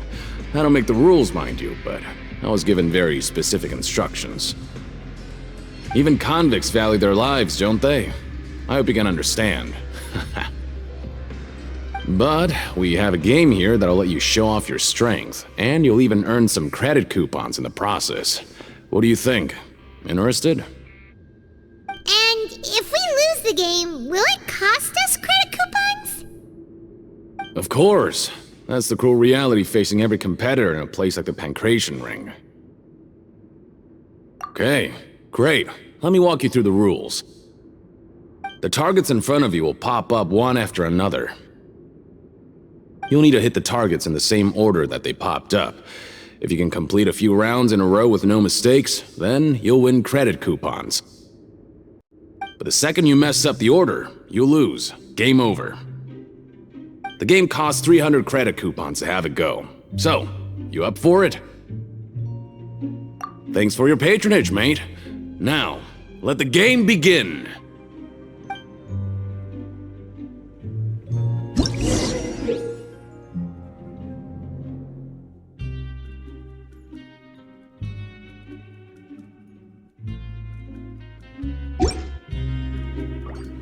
Machine started. Good luck.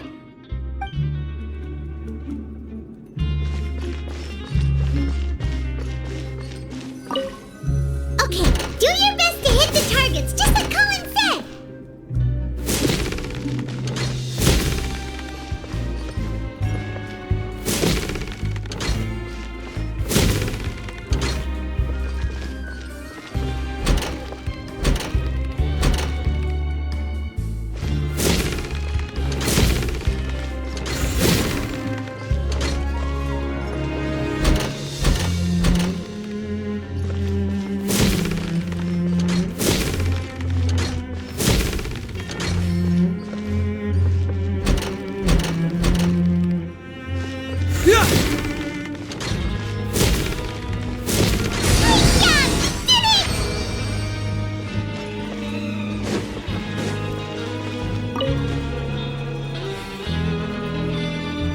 I'll be. They weren't exaggerating about how strong you are. Don't worry, I wouldn't dream of shortchanging you. Here's the credit coupons you won. Put them somewhere safe.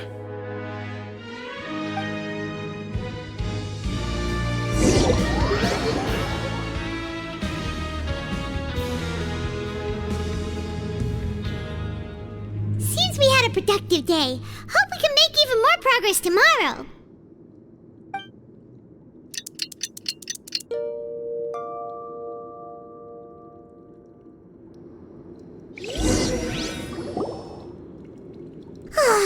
The dawn of a new day. Paimon feels like we're getting used to life as convicts. Is that a good thing or a bad thing? What do you have planned for us?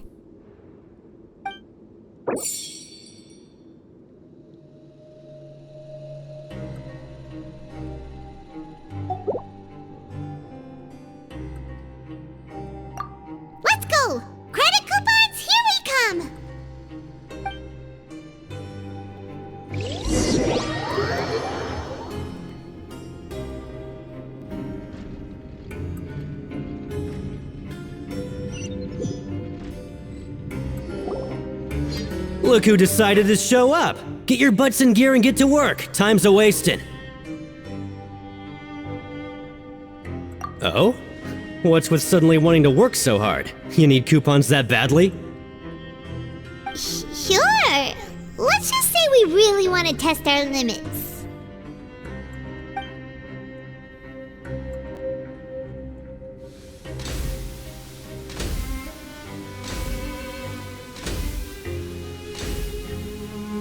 Nice! We did well today. Let's keep it up!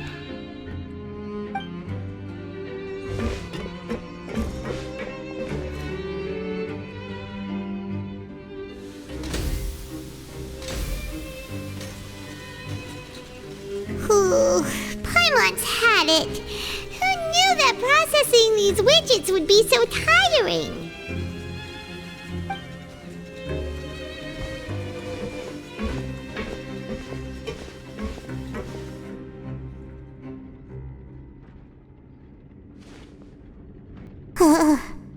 That's it.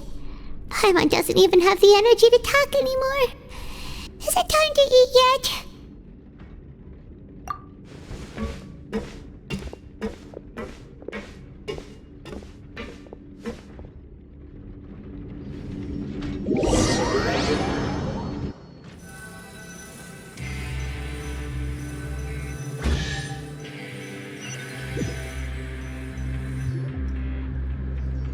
Oh, Paimon's exhausted.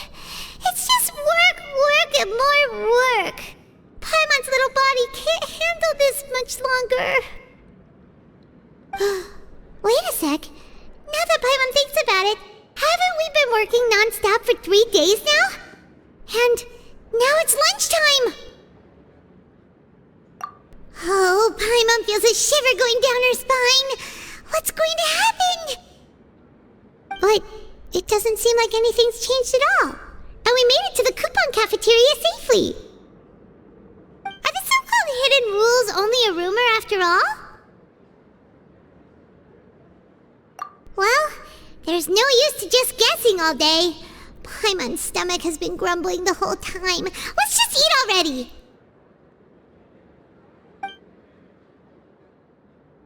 Paimon wonders what we'll get today! Maybe we'll get the super lucky meal!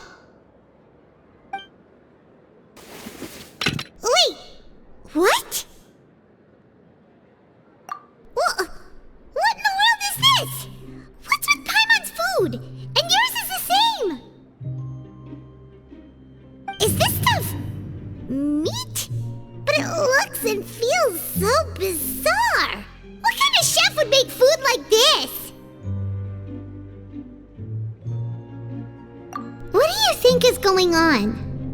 Is this the bad thing that Rowan was talking about? No, stop right there. Paimon gets what you mean, just don't say it. Hey, isn't that Woolsey over there? He must have made the food, right? So let's just ask him about the food and be done with it. Hey, Woolsey, have a moment? What is it? I'm about to go report the numbers for today's free meal, so you'd better make it quick. It's about the meat in our meals. Look, does it seem normal to you? The meat? Oh, that. Looks perfectly fine to me. Totally normal. You better hurry up and chow down.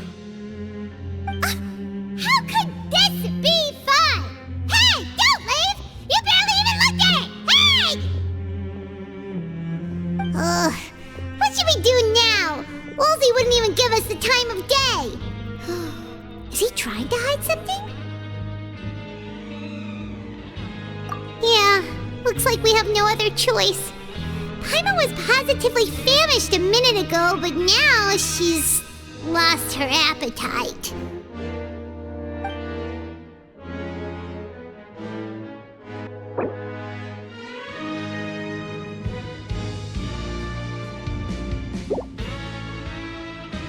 What would you like to do this afternoon?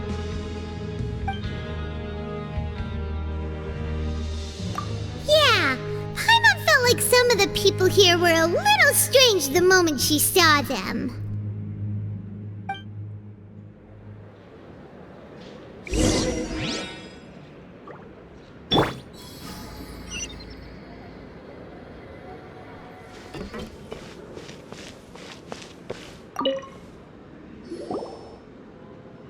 Oh, hello.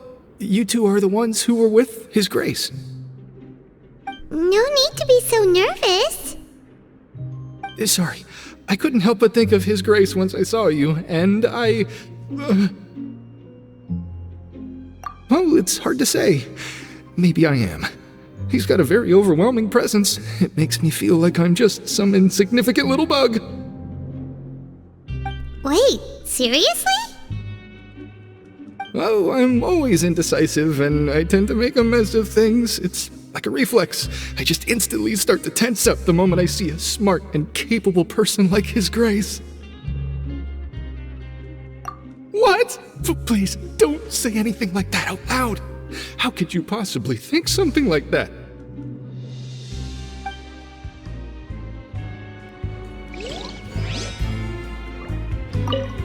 In the eyes of His Grace, I'm probably just a lowly, ordinary person.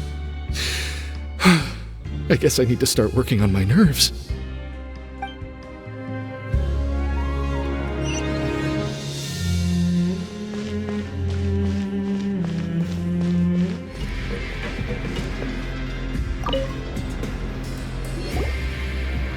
Huh?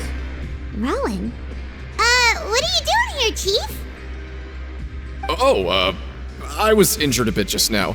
Nothing major, I think I just pulled something. Little mishaps like this are unavoidable at work, you know? Huh.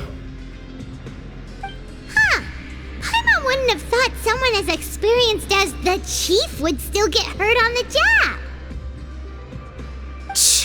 I just knew you would say that. This is pretty embarrassing. Where is Sigewinne when you need her anyway? The one time I need to make a quick trip to the infirmary. Oh, you mean she wasn't in the infirmary? Yeah. The rumors say that there's never anybody in the infirmary in the half hour before lunch, and nobody knows where Sigewinne gets off to.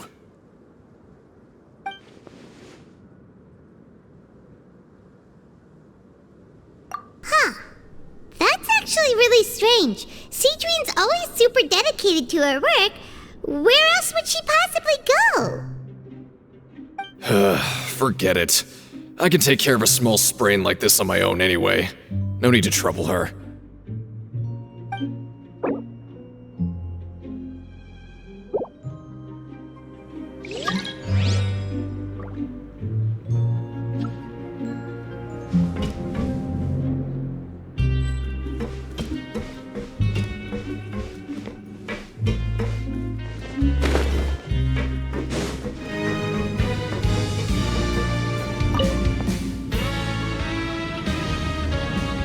Hey, it's the Traveler and Paimon. No need to tease me, okay? I won't trip on the same step twice. Listen, I feel ashamed about last time. Thank you for praising me in front of His Grace. Here are the extra credit coupons he gave me. I'd like you to have them. Huh? No, we couldn't take them. They're your reward after all. But when I was welcoming you, I didn't do anything but give you the stink eye. Come on, I insist. These coupons are nothing compared to getting the attention of His Grace. I won't take no for an answer.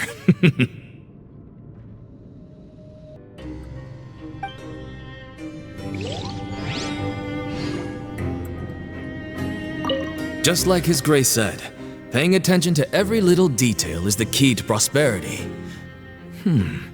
Maybe this is the true meaning of rebirth, not just earning credit coupons.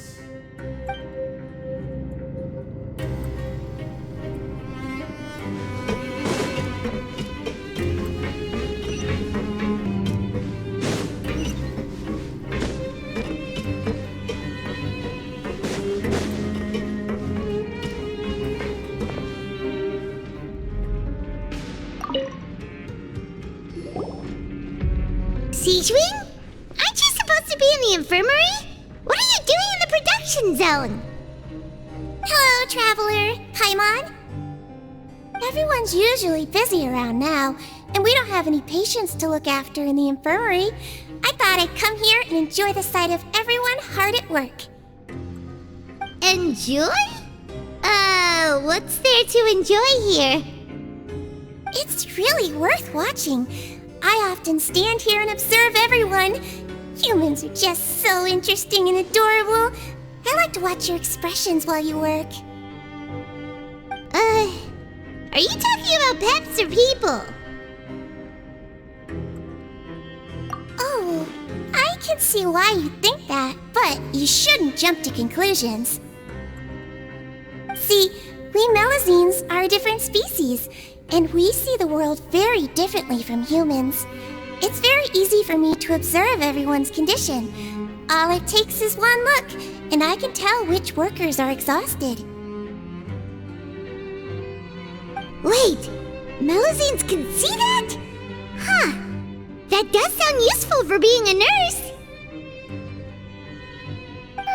Yes, running around tending to everyone's health is very fulfilling.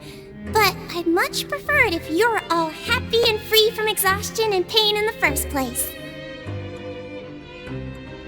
Take care of your body and make sure you eat well. Always rest when you're tired from work and don't push yourself too hard. We'll definitely take care of ourselves. Thanks for the reminder.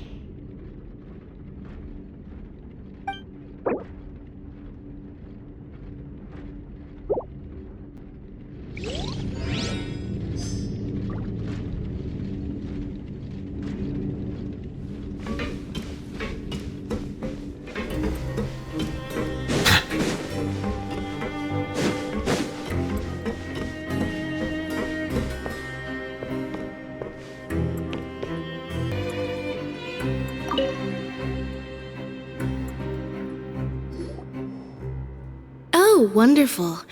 I was worried that you'd be busy trying to earn credit coupons all the time, but it seems like you haven't neglected your investigation work after all. Paimon likes having more coupons, but no one wants to work all the time. Have you also been investigating the area, Lynette? No, I was just slacking off, and you happened to catch me. My brother is still obsessed with anything remotely related to the Forbidden Zone. But knowing him, it won't be long before we get more leads. Oh, before I forget, this is for you. Huh? Credit coupons? Why are you giving us these? I've been here longer than you, so credit coupons aren't a resource in particularly short supply. What is in short supply are interesting people to talk with. Aw, that's so nice of you, Lynette. We'll be sure to make good use of these coupons then. Thanks a bunch!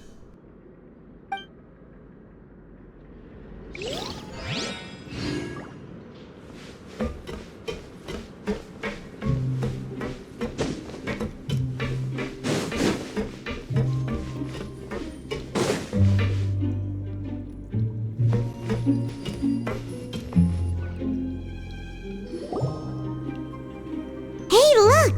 There's something here! Looks like a research notebook. That suspicious guy peeking into the infirmary just now. Is he a fan of sigewinne? He must have dropped this. Let Paimon read it real quick! The melusine perceive the world very differently from humans. There are significant deviations. As a result, their sense of aesthetics and beauty is also very different from that of humans. This must be taken into consideration when giving gifts. Ooh, this all sounds pretty serious. He sure did his homework.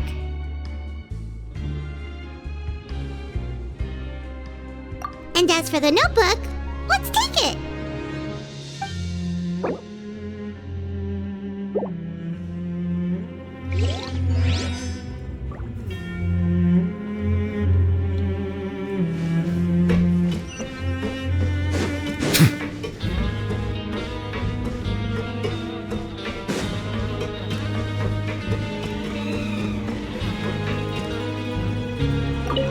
If I were you, I'd make the most of my time here.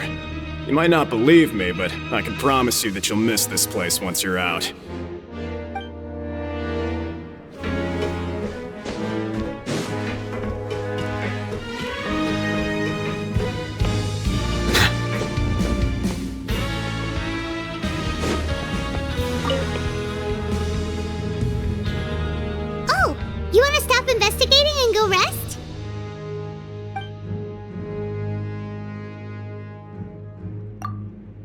Okay, you should rest up. We'll be back at it tomorrow.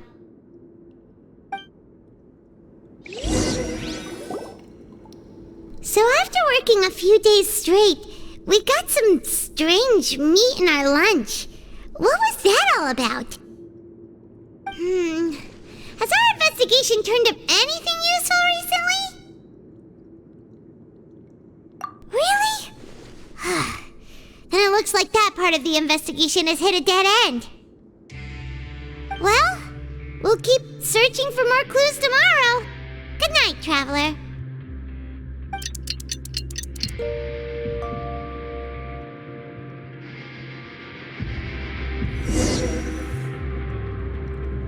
Oh, Paimon doesn't want to get up.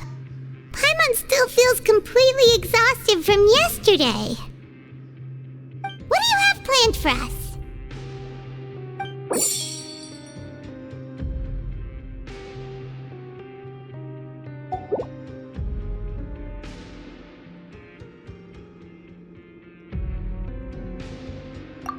After working here so long, we're really starting to get the hang of it. But doing the same thing all the time can get old pretty quickly. How are you holding up?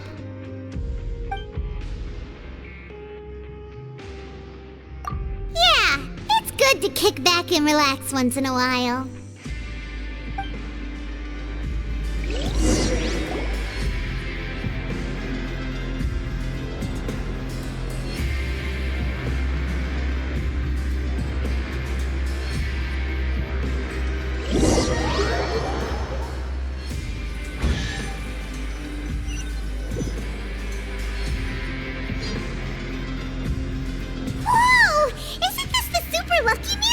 Looks like hard work really does get rewarded.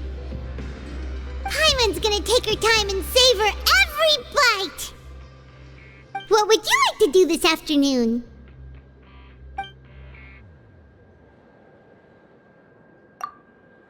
Sure! If we're not going to work, then let's kill some time at the Pancration Ring.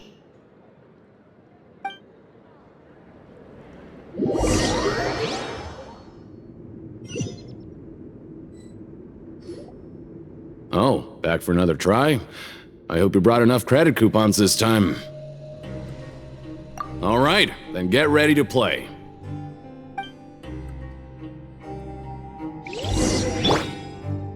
Machine started. Good luck.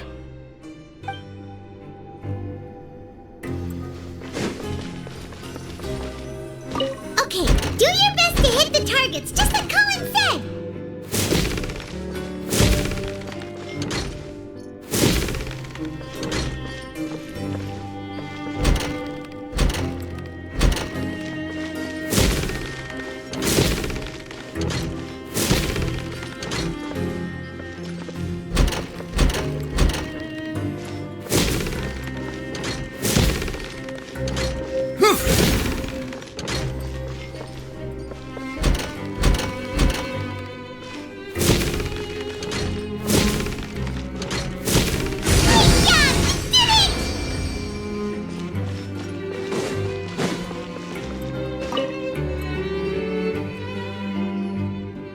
Your strength really shouldn't be underestimated. Now I get why you're prohibited from participating in any official fights. Nobody who values their life would be willing to get in the ring with you. However, you two haven't tried betting on the outcome of a Pancration match yet, have you? Just go talk to Rusimov. Buy a ticket for whichever fighter you think will win. There's a big payout if the fighter you support comes out on top. But we don't know anything about the fighters. How can we possibly know who to support? That's normal. Just watch a few matches and get a feel for the fighters. It won't be long before you can pick winners in your sleep. He's got a point. Why don't we give it a try? If we have enough coupons, we could probably bet at random until we figure everything out. Bet at random, huh? Well, how should I put it? It's not like you can't do that, but I'd advise you to give it some more thought first.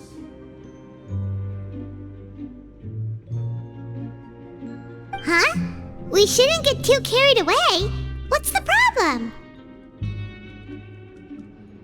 What? Never even picked a boxer before, and you already know about the rules? You're not just strong fighters. Seems you're pretty perceptive, too. Might as well tell you about it, since you already know that much. Plus, I think you've got the potential to be one of my greatest customers. I think I can let you in a bid. Besides, I don't want to risk ever losing a customer like you. Is it that serious? Okay. The hidden rule here is, if you buy both boxers' tickets and support them both, something bad will happen the next morning. So the rule is that we shouldn't pick both boxers in the same fight, but if anyone actually did that, wouldn't they be guaranteed to lose coupons? Who would do that anyway? And what do you mean by something bad will happen? How would I know? Not like I'm stupid enough to do that. But I've heard a story about the rule. According to the rumor, there was a masked boxer who possessed incredible skill and power. None of his opponents even stood a chance against him. However, in the final match, the organizers told him to take off his mask. He refused and never showed up to the fight. And after that, he was never seen again. Some say he died, or that he was taken care of by the event's organizers. But everyone remembers that he was someone who cherished honor above all else. In his eyes, supporting both boxers in a match would dishonor the competition itself. So you mean it's like a curse? He'll take vengeance on anyone who does that? No, he was always wearing a mask, like he was intentionally trying to hide his identity. I don't even know anything about his past. Traveler, do you think that boxer was... Huh? We will? You're not serious, are you?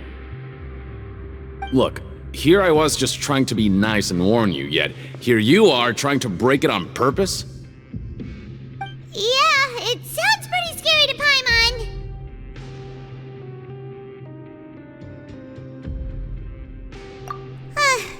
Seems you've made up your mind. Just be sure to protect Paimon, okay? Betting on both fighters will set you back about 3,000 credit coupons. If you have enough, then go ahead and give it a try. Just don't come running back to me if something happens.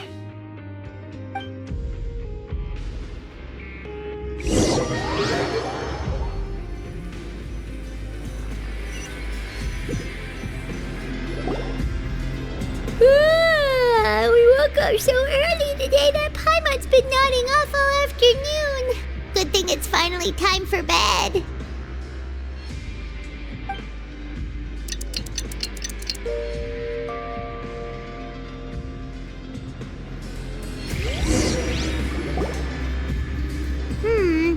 Maybe we can make some progress in our investigation today.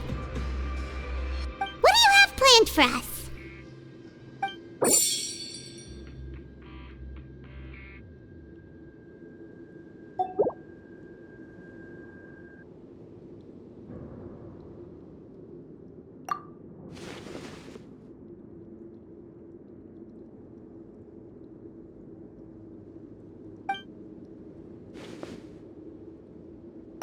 After working here so long, we're really starting to get the hang of it.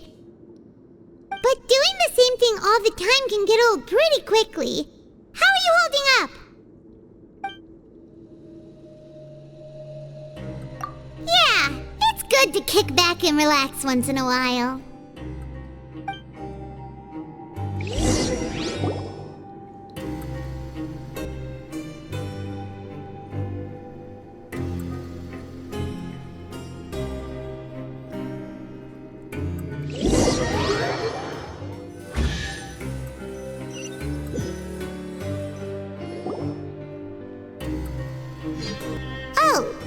Just a regular meal set. Guess Paimon shouldn't get her hopes up. What would you like to do this afternoon?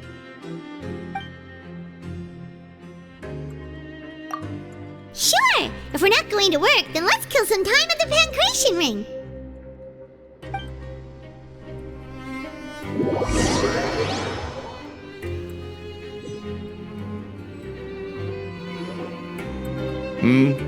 Are you two here to buy tickets? Better be quick about it. Another match is about to start. Who are the boxers in the next round? We have the reigning champ, Le Grappler, versus a contender from the Eastern Prison Block, Demon Horde. Are those their nicknames, or did they choose those names themselves? Either way, super weird. Since you're new around here, I'll help you out and give you a little suggestion. Even though Le Grappler is the crowd favorite, Demon Horde is a first-class dark horse with incredible potential. Anyway, for this match, I recommend that you pick... Huh? For both fighters? I could tell you're new to this, but I didn't think you were completely clueless. Maybe you don't quite understand the rules, no? Let me try to explain again for you, more clearly. You see... Oh, no need. We're aware that we're going to lose coupons. Alright then, if you're absolutely sure. Remember, no refunds once you buy the tickets. Yeah, we got it! Just shut up and take our coupons!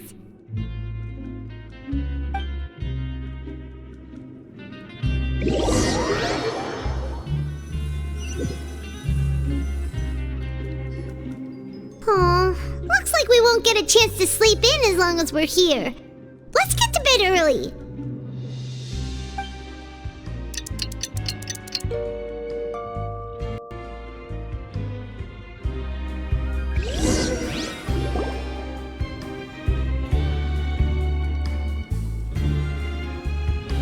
Hey, Traveler, Paimon.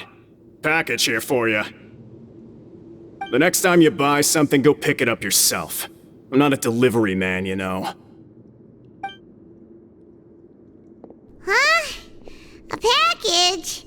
For us? Did you buy something, Traveler? Paimon's not quite awake yet, so why don't you go take a look? Right!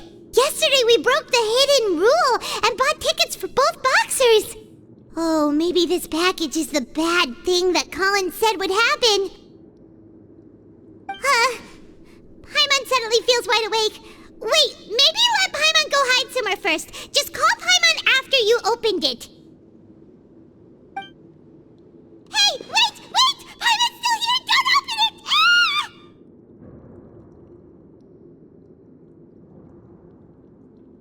Huh?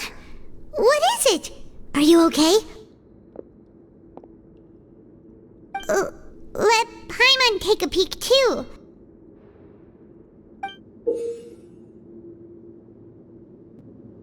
Oh, it's just a small bottle. But the color of the liquid inside looks so wrong. Almost like... Alright, that's enough of that. No need to say it out loud. Paimon already knows what you're trying to say.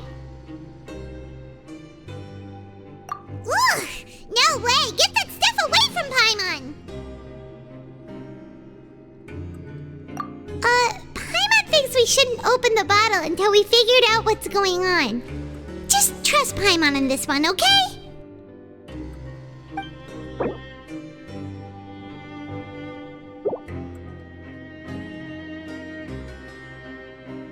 What do you have planned for us?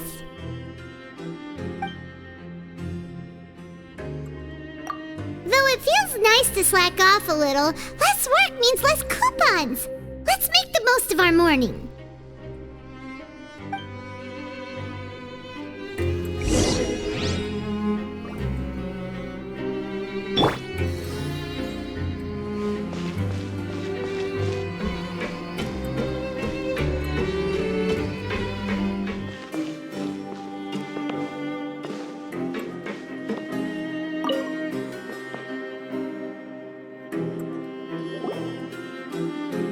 If there's no way to send it all out, maybe I'll never get a chance to leave. Who are you? We've never seen you before, and you don't look like a fellow convict. I'm not! Of course I'm not. Please, don't mistake me for a criminal. I'm a good, law-abiding citizen. Then what are you doing here? You sure seem anxious about something. I'm a promoter for Fontico, and I'm usually responsible for promoting our drink products. I thought I could complete my task here quickly and return to headquarters, but I've been here way longer than I anticipated. Oh, a promoter from Fontico? So what kind of problem did you run into? I'm so upset. It's all because of that Duke. After discussing the company's promotional plans with him, he told me outright that my project was worthless. However, in light of our long history of successful collaboration, I still tried to patiently explain the details. However, to my surprise, he just cut me off while I was speaking. Let me take a moment and recall his exact words. I'm just gonna stop you there and say no. If anything, I'm saving you time. It seems you don't fully understand the value of credit coupons here, nor do you understand the value of your own products. The former is because you are from the overworld. That's understandable, and I don't blame you for that. But as for the latter, only someone monumentally stupid, so breathtakingly stupid that they were completely ignorant of the value of credit coupons, despite living in the underworld, would ever possibly consider buying your drink. Let's just forget it.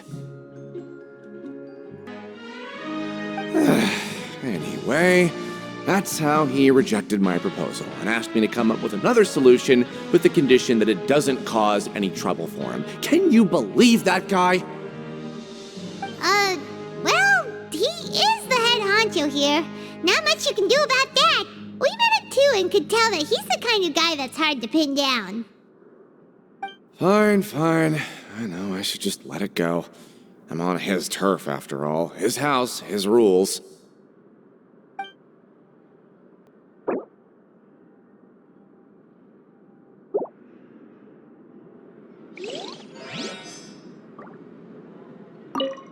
I just don't want to be stuck here forever.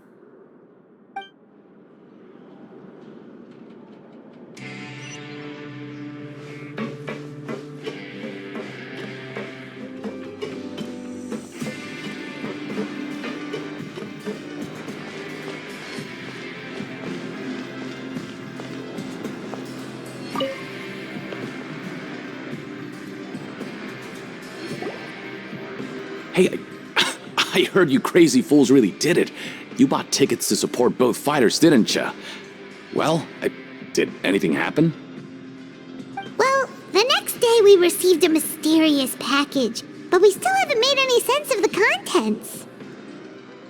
So it is real. You didn't become cursed or anything like that, did ya? Are you both still okay? Wait, are you sure that it's still you controlling your bodies right now? Paimon's not sure. What do you think, Traveler? Is Paimon still Paimon?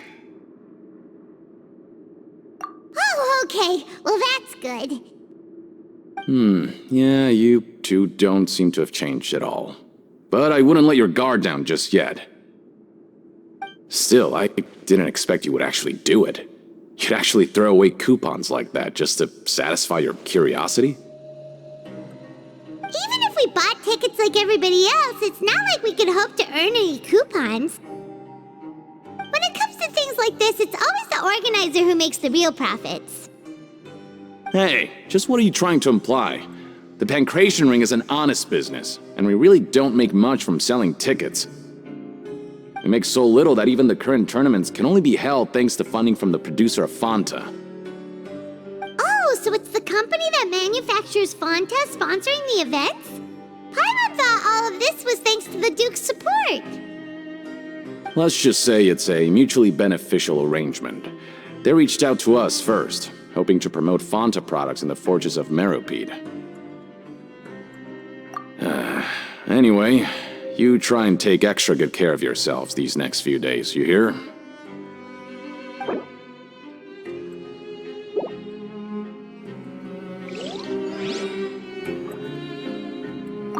Oh, it's you. You must be absolutely loaded with coupons if you have time to stroll around like this.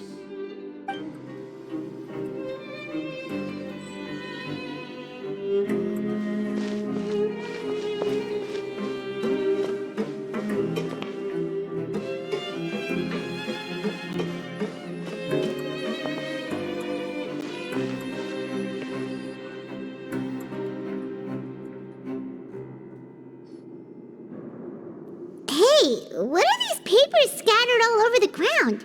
Are they registration forms or something? Maybe not. Every page has the Fontaco symbol on it. Maybe it's some flyers from the company. Okay. But if someone catches us, they could accuse us of trying to steal the company's secrets, couldn't they? Oh, you're right. Guess there's nothing to worry about then. Let Paimon have a look here. Without assistance from the Fontaine Research Institute, development of the new product has been slow, and some researchers on the project have voiced concerns. We have no choice but to let the new product undergo the first phase of promotional trials without a designated name or packaging. We will adjust the direction of future development according to feedback. We have decided to only conduct closed, small-scale trials for the time being. Sure doesn't seem like anything unusual. The company is just trying to develop some new products besides Fonta. But it sounds like things aren't going well at all. Let's put these papers back where we found them and make it look like nobody went through them. Okay, good.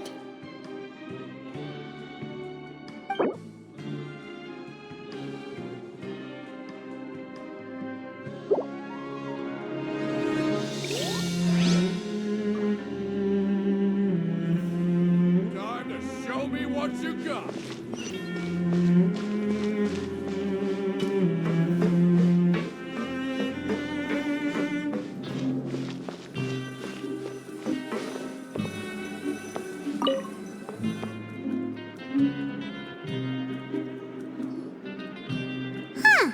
We ended up here without even thinking about it. Want to grab something to eat?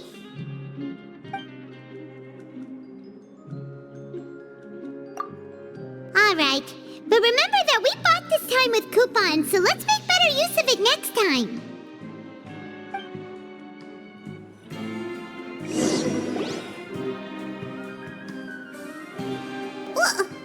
What is this garbage?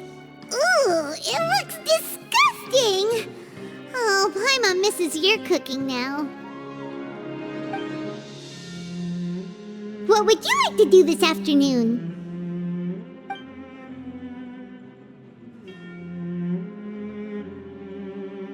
After working here so long, we're really starting to get the hang of it. But doing the same thing all the time can get old pretty quickly. How are you holding up? Yeah, it's good to kick back and relax once in a while.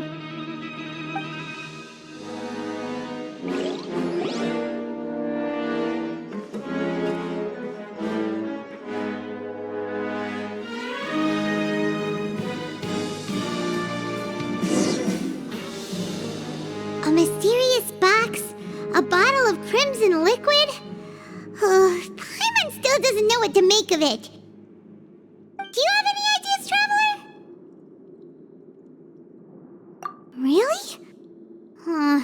Then it looks like that part of the investigation led us nowhere. Well, maybe we'll have better luck tomorrow. Good night, Traveler.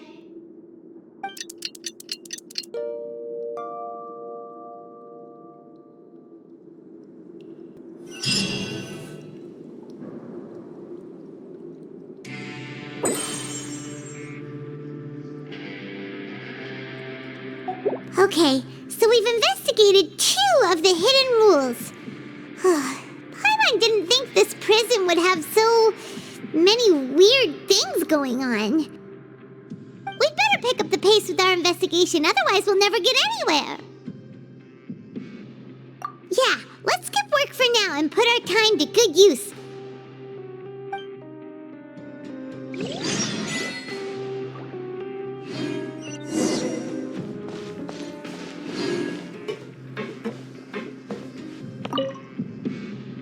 Using coupons to skip work doesn't bring freedom, but only pulls you closer to the abyss of degeneracy.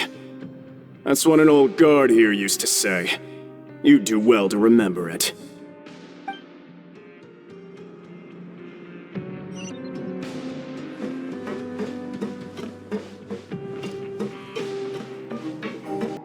Hey, isn't that Vidoc over there? Huh. Is it just Paimon, or are there fewer people than usual here today?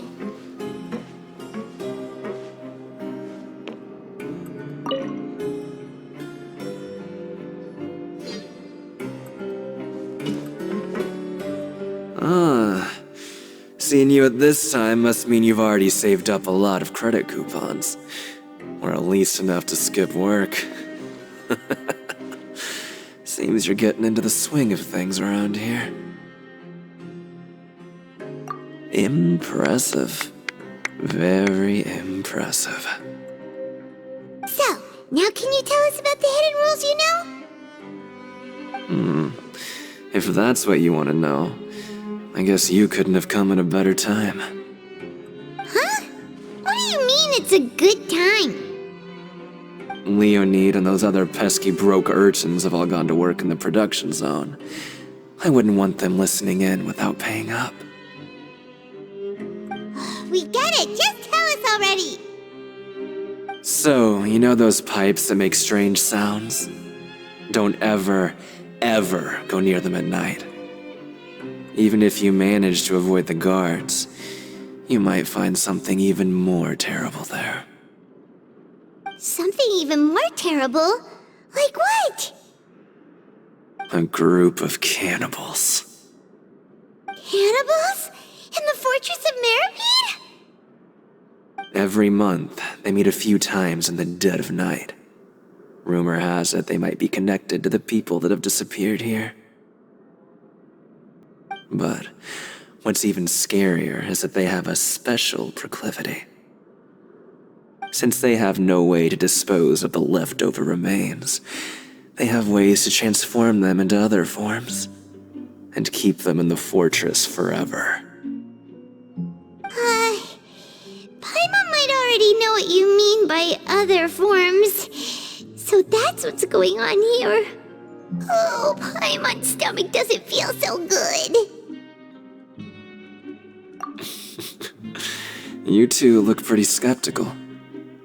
No matter, learning the truth behind dark secrets isn't necessarily a good thing. I've got things to do too. I suggest you just act like I never told you anything.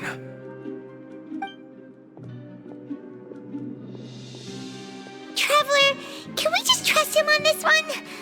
Oh, Paimon doesn't want her blood and flesh entombed here for all eternity? Oh, so that's how you see the situation. Huh. You know, Paimon does feel a little better about it now. When will all the secrets end?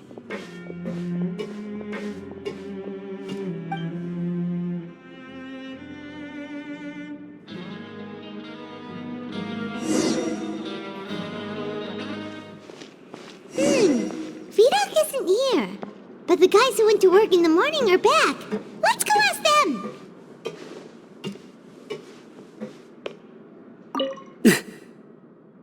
Just stay away from me.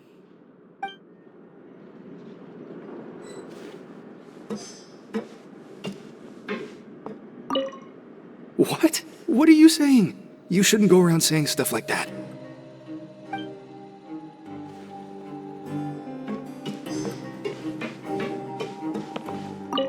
What are you talking about? Listen, you should keep your nose out of other people's business.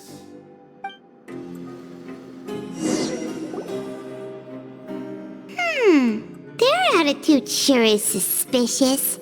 Like they're trying to avoid us. But if they're being so obvious about acting weirdly, do you think they might just be trying to lure us in? Oh, this is all getting way too creepy for Paimon. So you mean we still need to investigate some more? Okay, if you say so.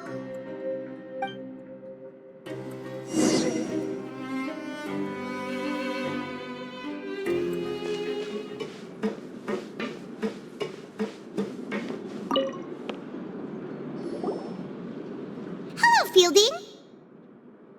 What do you want? Criminals like you ought to be working right now. Catch my drift. We just want to ask you a simple question. Have you ever discovered anything odd during your nighttime patrols? Why are you asking about something like that? Whatever happens at night isn't your concern. All you need to worry about is getting enough sleep. Well... Right! We've heard it happens a few times every month. Paimon has sensitive ears, so it makes it hard to sleep. Really? I see. But it's not like I'm on duty every night. And now that you mention it, I recall my colleagues talking about something like that before. They say that strange things tend to happen at night on pipe cleaning days. Lots of us don't willingly take those shifts. So, what happens at night on pipe cleaning days? They just conduct regular cleaning of the fortress's drainage facilities. There are 3 pipe cleaning days per month, and it just so happens that today is one of the scheduled days. You can try to confirm the sounds tonight if you want, and if they're real, then I can report the issue to my superiors for you. Oh, okay. Then we'll keep both ears out tonight. If that's all, then I'll be leaving now. I advise you not to try anything funny, though. Even if I'm not on duty tonight, someone will still be watching you. Don't worry, we don't want any time added to our sentences. Oh, he left. So what do you think about the pipe cleaning days he mentioned? Right, both are a possibility. But Fielding did say that tonight is a cleaning night. Paimon knew you would say that. Alright, sounds like we'll be up all night tonight then. Paimon just hopes the guards don't catch us.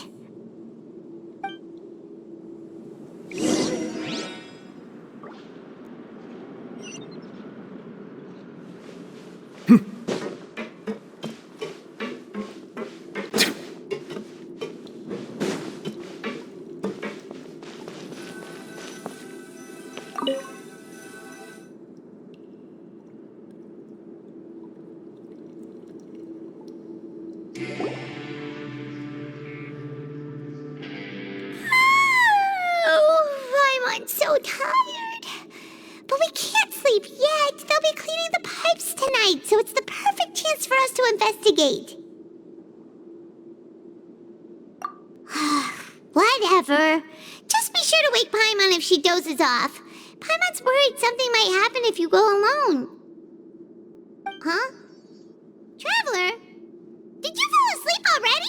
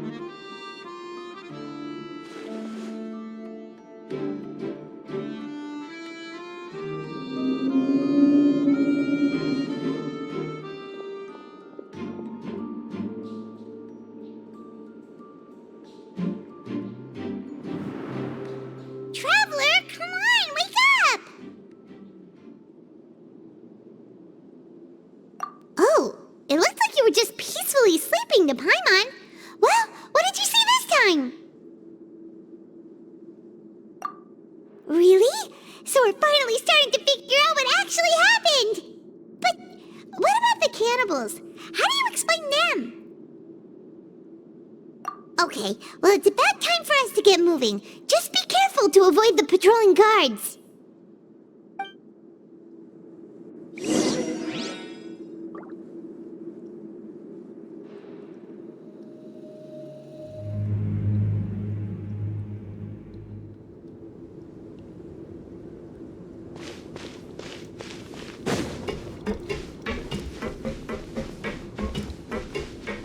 We'll get in trouble if the guards catch us.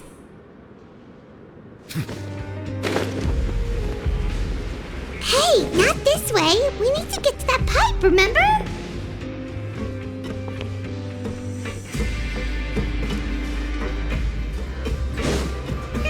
This should be the place.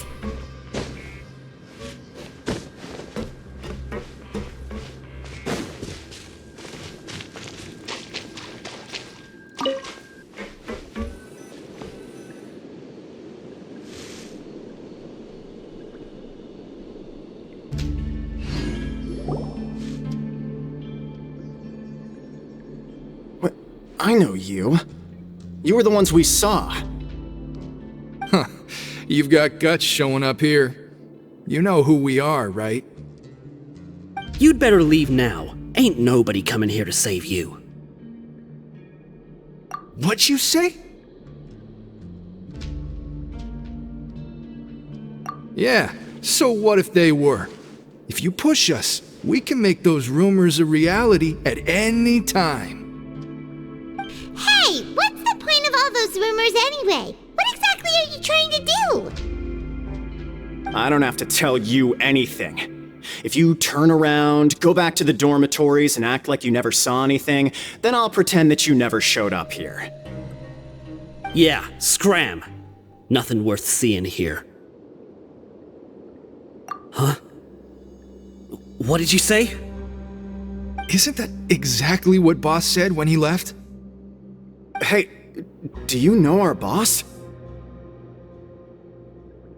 Whoa. We had no idea our boss was such a big deal. He always kept his identity a secret. So, did he have you come here to find us?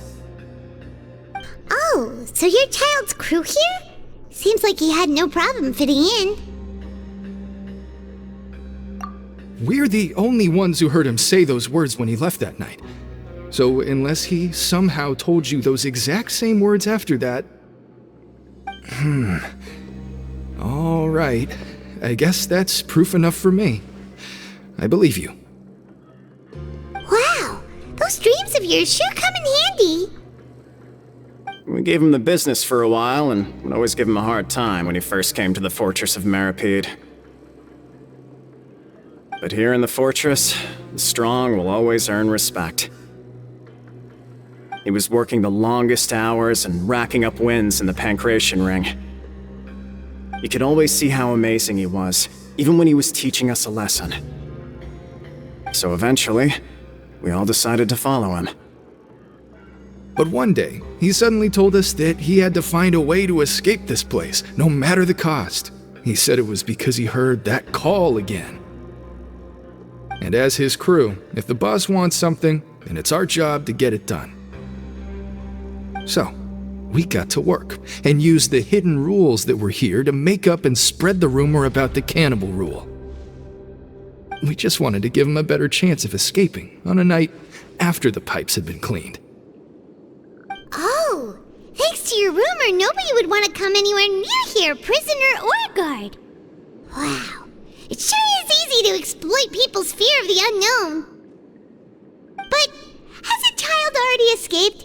Why are you all still coming here after pipe cleaning day? Because as far as we know, the pipe he went into isn't actually an exit. It should be a dead end. It leads to an abandoned factory area, and even if there were a way to escape from there into the sea, we're still way too deep. No one could ever reach the surface alive. But Boss still insisted on going in. It's like he was obsessed about it. So we told him that we'd pretend as if he never existed while he was gone. And that if he wanted to come back, he should wait for nighttime on a pipe cleaning day. That way, we could meet him here and help cover the whole thing up. So you come and wait here through the night a few times a month just because of that promise? Yeah, but it's been so long now. We already know in our hearts that he must have managed to escape somehow. Is it also possible that something unfortunate happened to him? Nothing could ever defeat Boss or slow him down. It's one thing we know for sure. Okay.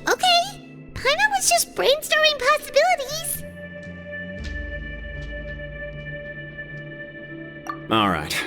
Keep quiet and follow us.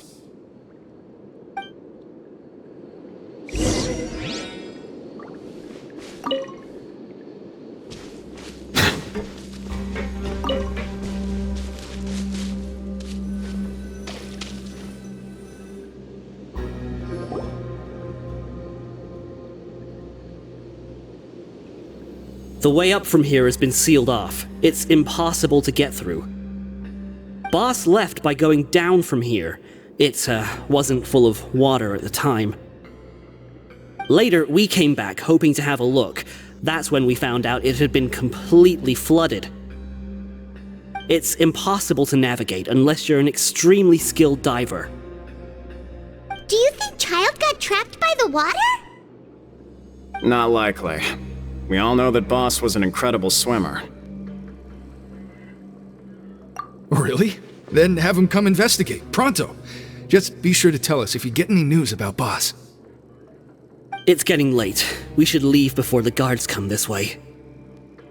Yeah, we learned a lot about what happened to Childe here. Let's get going!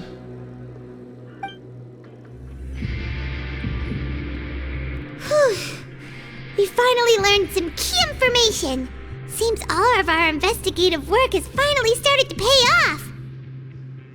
When you said you knew a diver, you were talking about ferminet, right? If we ask Lyney, he'll definitely have ferminet help us. Ugh. Why is Childe like this? What was he doing going into the pipes? Not making our jobs easier, that's for sure. Fortunately, though, it seems like it's only a matter of time now before we find out what really happened. Now that we can finally relax, Paimon's starting to feel super sleepy.